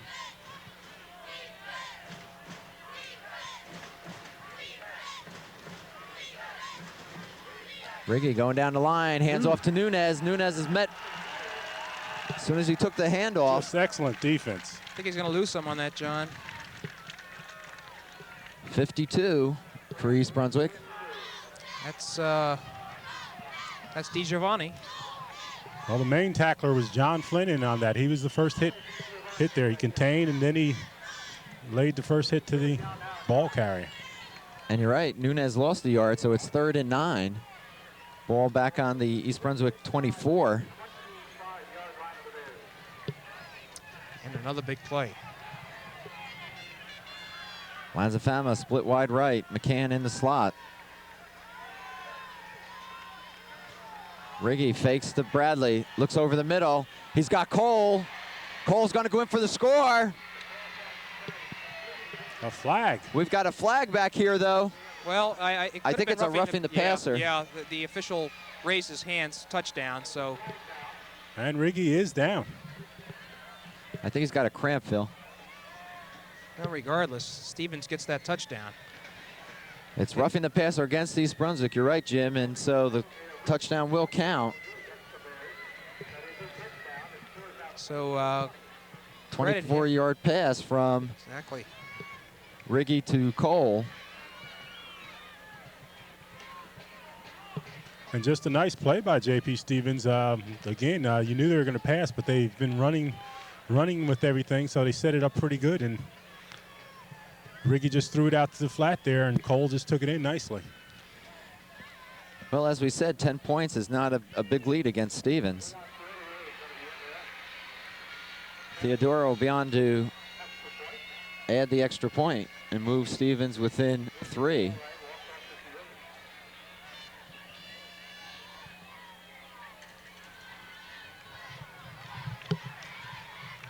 Iaso is the holder. And I guess this penalty is going to be marked off. At the kickoff, yeah.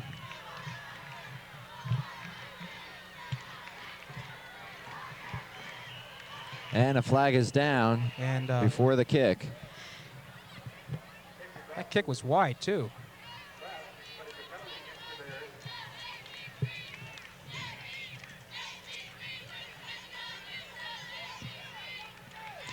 Well, half the distance to the goal. We have the Bears offside.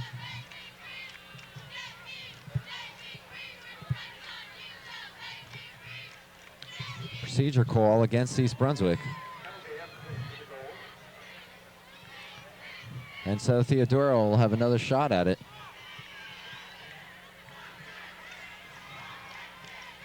Good snap. That kick is blocked. And who else? Great play, Mark Harmon. Mark Harmon, he really wanted that. Really wanted it.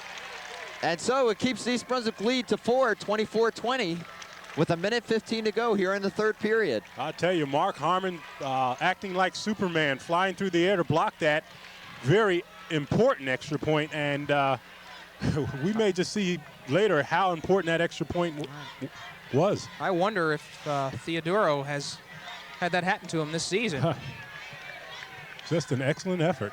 Right, the kicking game is one of the high points for Stevens. They have the ability to convert those extra points. And in a way, it kind of takes the sting out of that touchdown. Right, it does. Well, this is the opportunity the Bears now have to answer back. They, as we mentioned before, they only had the ball one series this half, this quarter, and of course the last play resulted in a fumble by Joe DeVito. Well, East Brunswick's true to form. They just haven't been a good third period team, and fortunately the fourth quarter is right around the corner. I have to correct myself. They had it for a second series. Well, Theodoro kicking off from the East Brunswick 45 after the penalty was assessed. And he should have no trouble putting this into the end zone. And so the Bears will take over on their own 20, 1st and 10. And if the Bears had any thoughts of playing conservative as they did in the first two series, I think they're going to have to do what they did best in the first half, and that's throw the ball. Be interesting to see what adjustments J.P. Stevens makes in covering Ramon Trent. Minute 15 to go here in the third period. The Bears on top by 4, 24-20.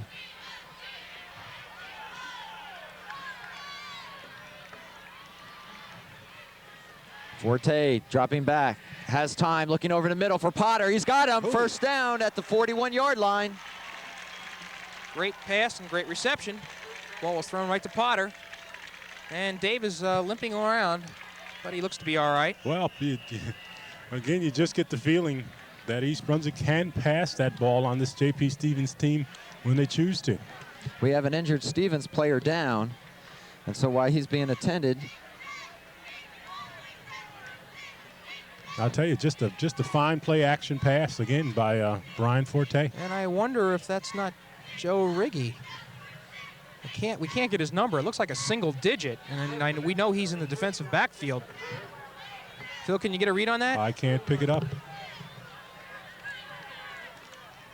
Of course, he has been an important part of the offense for the Hawks tonight. He does play safety for this J.P. Stevens team, and if it is him, it would be. It is Riggy. He seems to be having some leg cramp problems. He's walking off. Well, he's the starting safety. It'd be interesting if Marcus Borden is going to try to pick on that safety position because they have a replacement player there. That's something to mention, and I'll pick it up in a second. All right, the Bears 1st and 10 on their own 41. 55 seconds to go in the third period. Trent and Drew wide left now. First time we've seen that formation. Here's Brunig. Brunig caught behind the line of scrimmage, gets away, gets a block from Forte, and gets back to the line. And we thought that was going to go for a little bit more. Chuck McCann in on the tackle there. Brunig did. If he could have got to the outside, he would have been gone. Little improvising there. 20 seconds now in the third period. Should be the last play of this period. Trent wide right, Drew to the left. This is Harmon's got a hole. Mark Harmon, one tackler away, taken down across midfield. And you had to believe that Stevens was looking for the pass on that play. They were on the right side here because Trent was here. And nice delay. It just caught Stevens off guard. You're right. First down, but that play will end the third period here at East Brunswick. The Bears holding on to a 24-20 lead.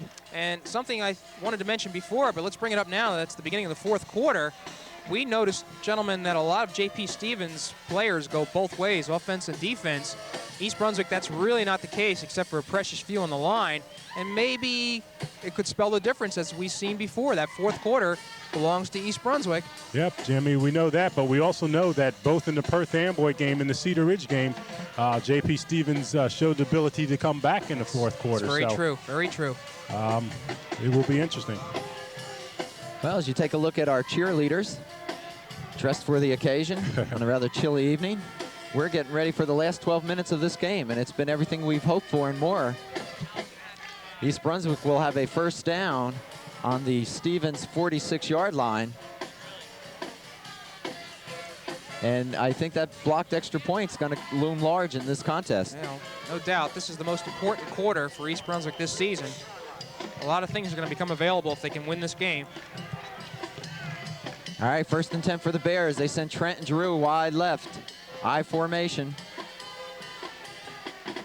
Inside handoff to DeVito, and he's wrestled right down. He's going to lose about 3 yards, and Joey's down. That tackle was up around the neck. Yeah, Steve Weiss slamming him down hard to the ground. Weiss is 6'3", 225 pounds, and he'd grabbed Joey and threw him down rather hard. And the way, okay. He's a little woozy right now.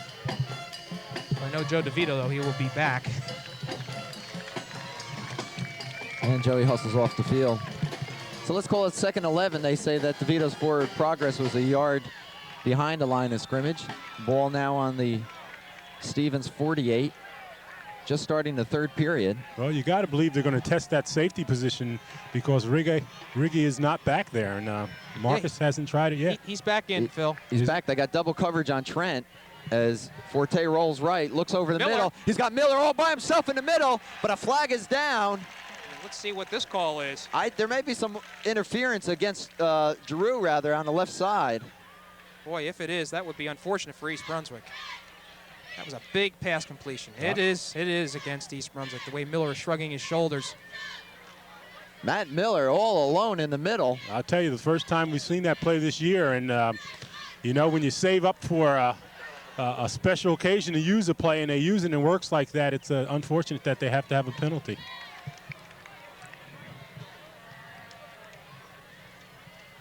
Ineligible receiver. Well, that, if I were Marcus Borden, I'd question that one. Apparently one of the Bear linemen caught, what is it, 3 yards? You have to stay within a 3-yard radius of the line of scrimmage, Phil? Before you leave, right. Yeah.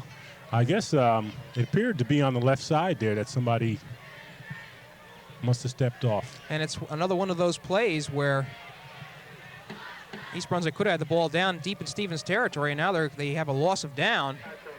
Well, at least I thought it was a loss of down. Let's see. Yes, it is the 3rd down now. It'll be 3rd and 15. The ball moved back into East Brunswick territory, spotted at their own 47-yard line.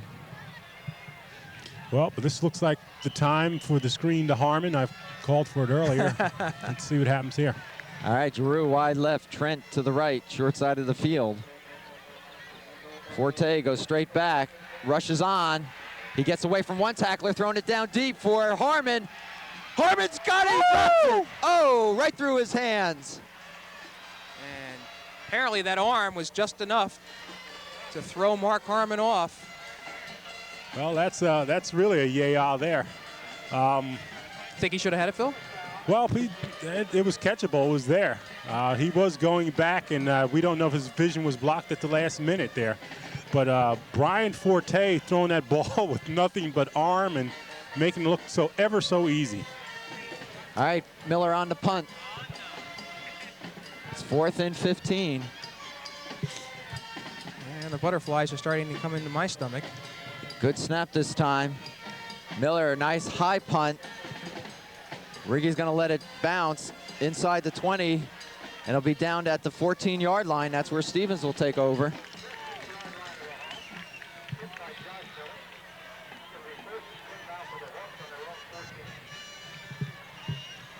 Well, the Bears are going to have to shut down Stevens on this one here. It is the time for them to really assert themselves. I don't think you want to give Stevens any time to get the rhythm and to get in the flow of the game. You want to really try to stop them this first series.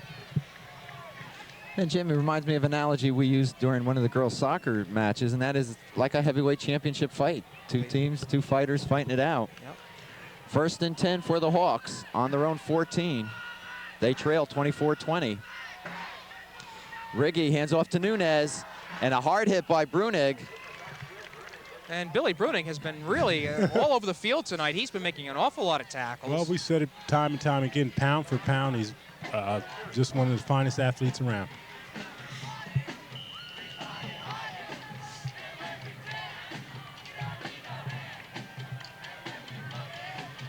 So the Hawks are faced with a 2nd and 9. Official timeout. 10:16 to go in the game. We don't know what this is about.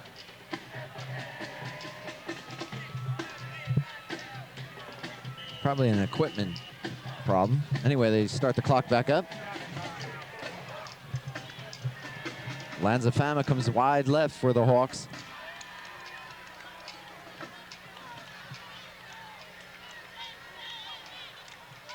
Riggy right up the middle. He'll get up to the 20, maybe the 21. Miller and Ugar on the tackle there. Matt saw Riggy step in. Matt sort of lost his footing, but did catch him before he picked up too much. And rather important third down right now. If East Brunswick can hold, it'll force Stevens to punt from deep within its own zone. East Brunswick could get the ball in good position, but the key right now is stopping this third down. 3rd and 4. Ball at the Stevens 21.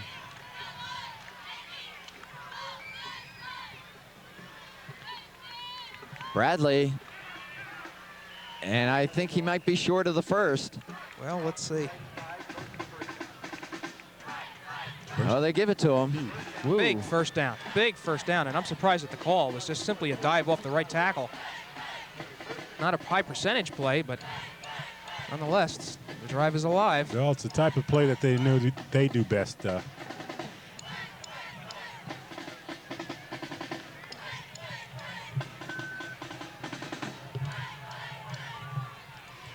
All right, 1st and 10 for the Hawks. Ball on their own 25.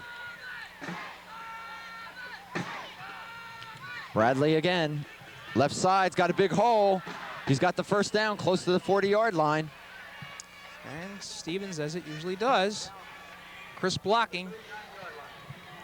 Well, we pointed out earlier, both of these teams in the past, at least this year, have been fourth quarter teams. It remains to be seen who wants it more. Well, Stevens always starts to come alive around 8 minutes in the game, left in the game. 1st and 10, the ball at the Stevens 39, 8:25 to go in the game. Bears leading 24-20. But Stevens is on the move. Riggy still has it, keeps it, cuts up field. Pick up 3.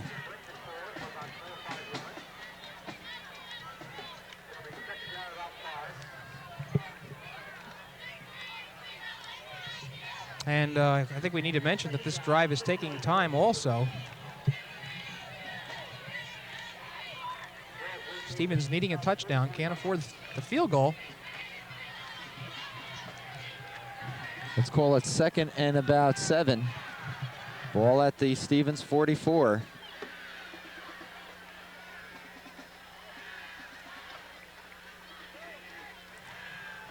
That's Nunez. Oh, he's got room. He's got an opening. Brunig pushes him out of bounds. But it's a first down for Stevens inside East Brunswick territory.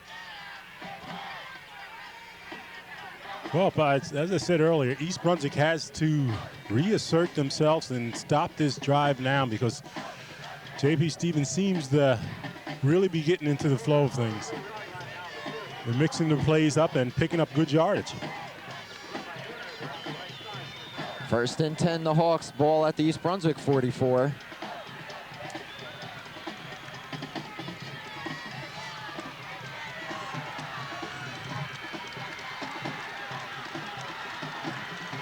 Stevens fans coming to life.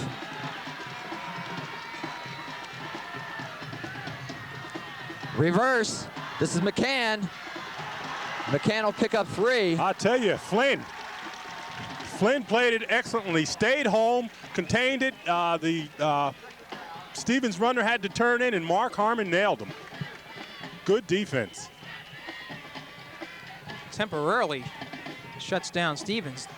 They were making large chunks of yardage on every play. 2nd and about 7 for the Hawks. Ball on the East Brunswick 42.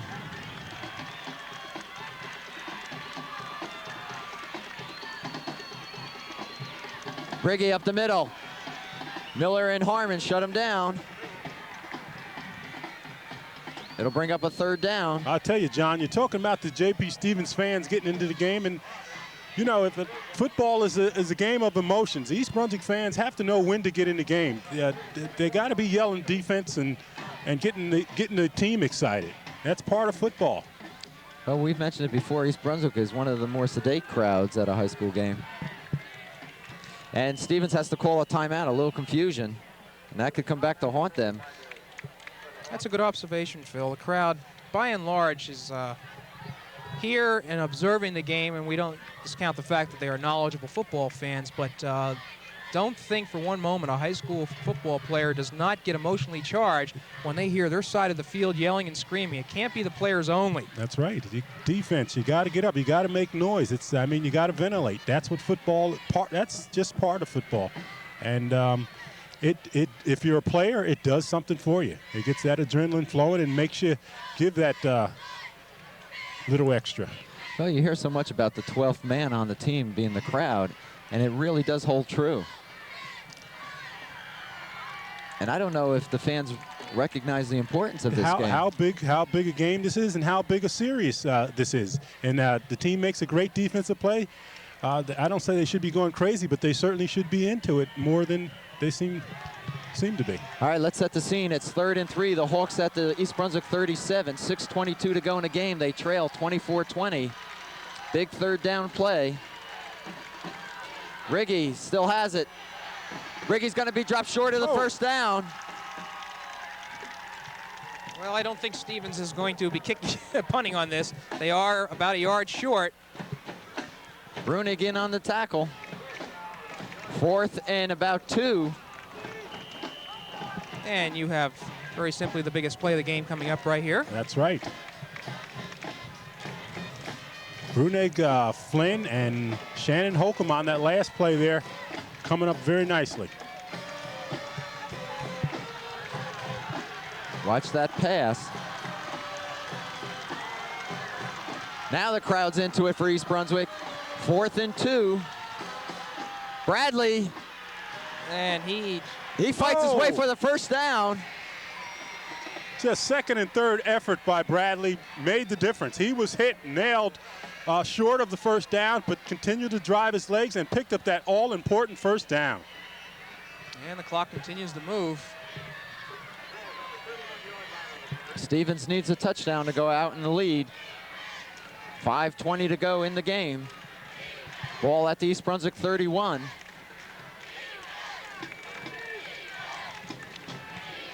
Iasso split wide left. White's covering him. Riggy fakes the pitch. He's going to be dropped for a loss. It was a busted play, Phil. A busted play, and Flynn was right in there on it. Mark Flynn. And now the Bears do have Stevens in the position they want. 2nd and long yardage. They can bend, but they cannot afford to give up this first down right now. This is an important play. They got the advantage right now. They got to stick with it. Riggy loses 6. It'll be 2nd and 16 when they come over the ball.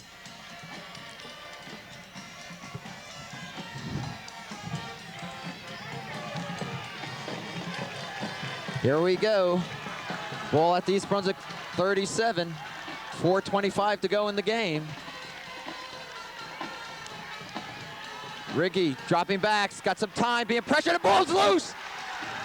Rulo's got it for the Bears. Right, and it was Mark Flynn, 55, on that hit that forced the fumble.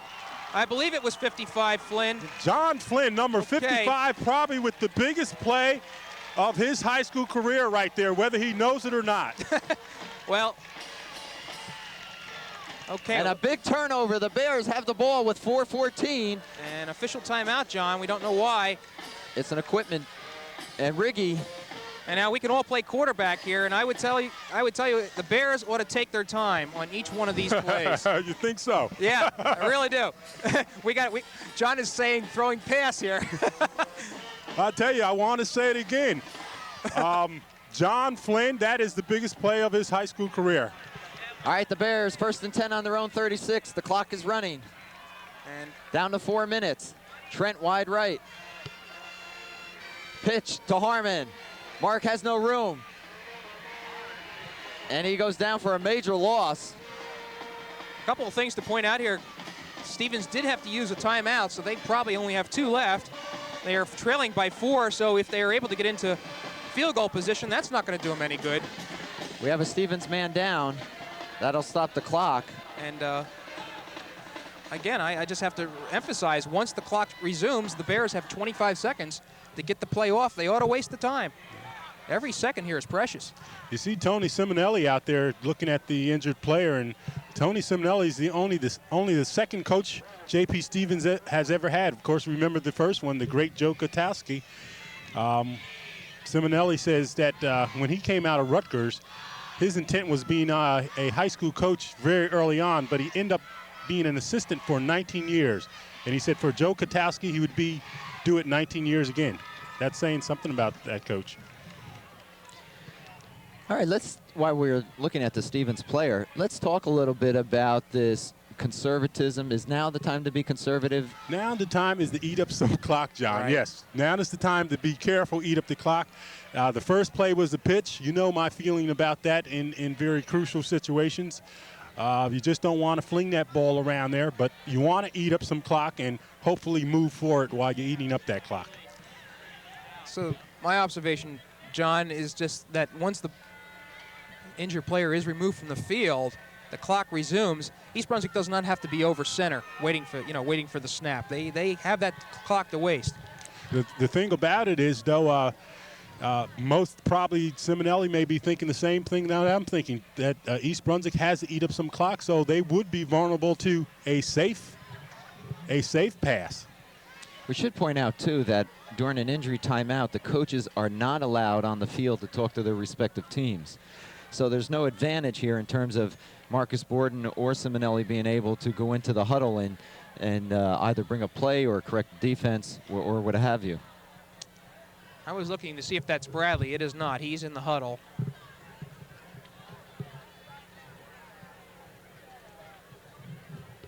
Phil Hostler, you see, walking off the field, went over to offer his assistance. And apparently Stevens has their own trainer on hand. Right, it's the left leg that they're looking at there. Gosh, guys, I wanted to talk about the playoff situation here, but I dare not say anything. That's Chin, number 66. And he's a two-way player for the Terry Hawks. Chin. He's been a good player today.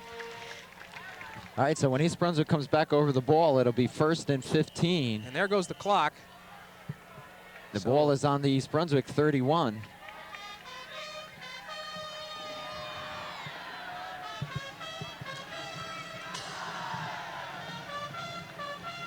And we'll see what Marcus Borden wants Forte to do.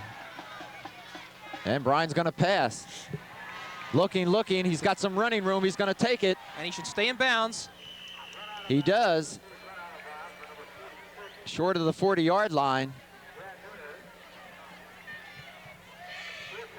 Clock down to 3:10. Well, that was the wide side of the field, Phil. Forte was going to pass, though, wasn't he? He was, yeah. I believe in it.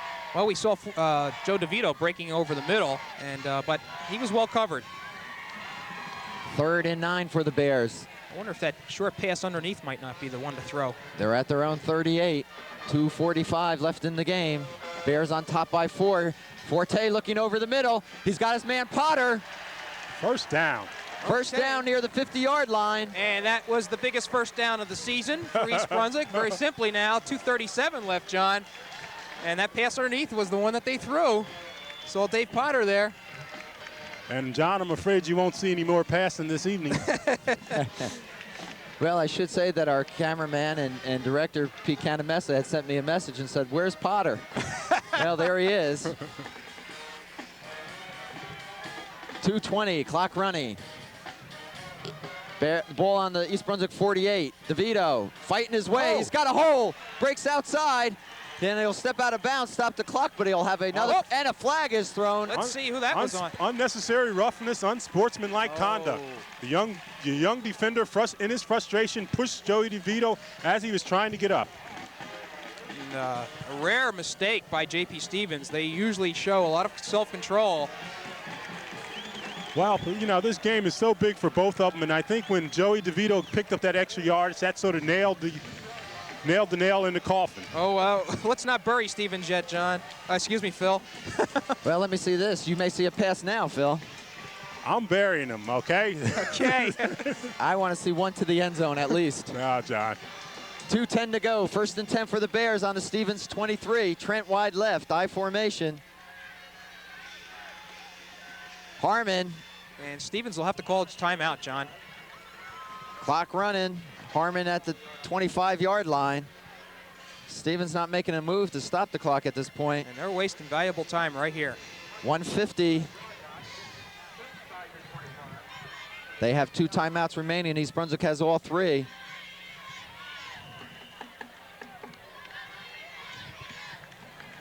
Harmon lost the yard. It's 2nd and 11. Ball at the Stevens 24.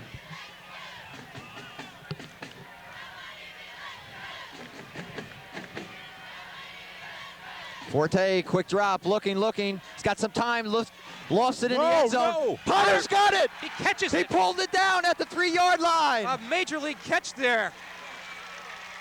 Brian just lofted it up in the air. I'll tell you, and I'll be honest with you, a major league catch, but a very dangerous pass. I couldn't believe I saw that ball hanging on the air with its nose up in the air like that with 2 J.P. Stevens defenders around there. And I couldn't believe it. It's a good play because he caught it, but wow. I need an iron lung. I agree with you, Phil. That wasn't the kind of pass play I was thinking about. Officials call a timeout, and the Bears are in scoring position, but more importantly, only 1:10 left in the game, and they really are in the driver's seat now. They really don't even have to score. It's 24-20, 1:08 to go in the game. Clock is now running. The ball on the Stevens 3-yard line, and it's 1st and goal for the Bears. Full house backfield. Forte is going to put it up in the air. Now being pressured, gets it off. It's caught by Harmon, touchdown. Oh my God. Mercy, mercy, mercy. And let's call it a win, ladies and gentlemen. Probably one of the biggest in East Brunswick's history, I would say. 30-20 lead right now. Harmon on that 3-yard touchdown reception. And I'll tell you, with that 4th of the, excuse me, Phil, that's 4 for the game. And I'll tell you, with that pass, Brian Forte has just passed Bill Logan for the most touchdown passes in a season. 13. And he has 1 more to go. All right, Miller to add the 31st point. And he does. And I think the Bears can start celebrating now. A lot of things come into play right now. Well, you got, if the Bears have 2 games left now, next week we're going to be going over to Cedar Ridge. And remember what Cedar Ridge did to J.P. Stevens, made it very close. So the Bears have to be wary of a letdown. And then we're going to end out the regular season with Saraville, at Saraville. And if the Bears can win those 2 games, in all likelihood, they're going to be securing the top seed in Central Jersey Group 4. We don't know yet because 8 games have to be played by those teams that are eligible. Stevens, I think we have to say, we'll probably see them again. Just because the Hawks lost today, they're probably going to still qualify. That's a good point. By virtue of their, at this point, 5-1 record. They have to get by Madison Central, and you know the Spartans gave the Bears all the problems they needed in that one. But the fact remains, it looks like East Brunswick's going to win this game, and they're going to be in 1st place in the GMC Red Division, and they're probably going to qualify for the playoffs. All right, Josh Miller, kick it off with 49 seconds to go in the game. The Bears on top, 31-20. Bradley and Riggy are back deep. Fine kick. This is Riggy at the 2, fumbles the ball. Bradley picks it up. He's got a wall here. And Bradley ridden out of bounds by, I believe, Josh Miller. It was. And Josh goes to collect his kicking tee. All in all, a fine evening's work for him. Really. So with 39 seconds to go, Stevens facing a 1st and 10 on their own 37. They trail by 11, 31-20. And I'm trying to add up the statistics here. Forte only had 3 completions in the second half, but they were at one important one right there. And I have him 11 for 21 for 237 yards, 4 touchdowns. Riggy, shotgun formation, just throws it up. And it's caught. It'll be a 1st down. That's McCann on the reception. Stevens hustles up to the ball. Clock will stop as they move the chains. I'll tell you, with that 4th touchdown pass, Brian Forte also places himself in first place as the Riggy, quick pass to McCann again. Stop the clock. Pickup of about 5. well, quite simply put, 4 touchdown passes in one game is the most ever by an East Brunswick quarterback. Okay. And I don't think we've seen the end of Forte's passing antics. As we're looking at the Stevens huddle, we'll tell you that Billy Bruning is the leading ball carrier with 58 yards. That's what he had last week. And Joe DeVito, 41 yards. And we'll pick it up after this. All right, 2nd and 5 for the Hawks at the East Brunswick 44. 22 seconds. Riggy, deep drop, being pressured. Dumps it over the middle on a screen to Bradley. And Bradley will get the first down. Stop the clock with 14 seconds. Well played, well played. And the Bears very elated, on the sidelines at least. And well, they should be. And for those of us that have been following East Brunswick football, this is just simply a significant victory for the Bears. Riggy, 12 seconds. Again, looks over the middle. Throws it to the outside rather to McCann. That'll stop the clock, only pick up about 2 yards. Let's mention that Mark Harmon had 27 yards on the night. Forte, of course, 4 yards. And let's mention also that Josh Miller had that 28-yard field goal. That gave the Bears that margin. Timeout, Stevens with 7 seconds. Phil, what can you say about East Brunswick's performance tonight? You just got to be terribly pleased that they rose to the occasion when they had to. You know, it's well-deserved. They've been, you know, this game, everybody knew how very important this game was, and they did what they had to do. Right. And I think we ought to mention also that if the Bears can achieve the top seed in the Central Jersey Group 4 playoffs, they will get the home field advantage for the first game, and if they are able to get past that opponent, they will have it for the final. And as we mentioned, the home field advantage didn't mean too much in this game, but the Bears shattered that tonight. Well, we have 7 seconds remaining. The ball is on the East Brunswick 39-yard line. J.P. Stevens has a 1st and 10, but that's academic. They trail 31-20. But they'll fight right to the end. That's the way the Stevens team is. Well, right. I think these two teams are going to see each other again, John. Riggy in shotgun formation. McCann in motion. Looking, throwing it deep down over the middle. And it's knocked down. And that will do, well, 1 second remains. Mark Harmon and Troy White on the play for East Brunswick. And Mark had that one all lined up, and Troy White banged him.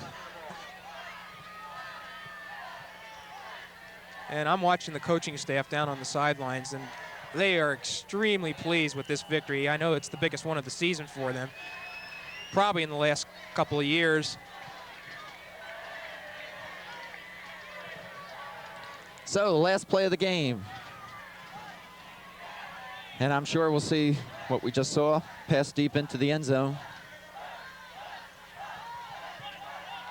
Riggy looking, under some pressure, throws it up over Iazzo, and that's the game, ladies and gentlemen. East Brunswick with an 11-point victory, 31-20 over J.P. Stevens. And we'll be back in just a moment with the final wrap-up.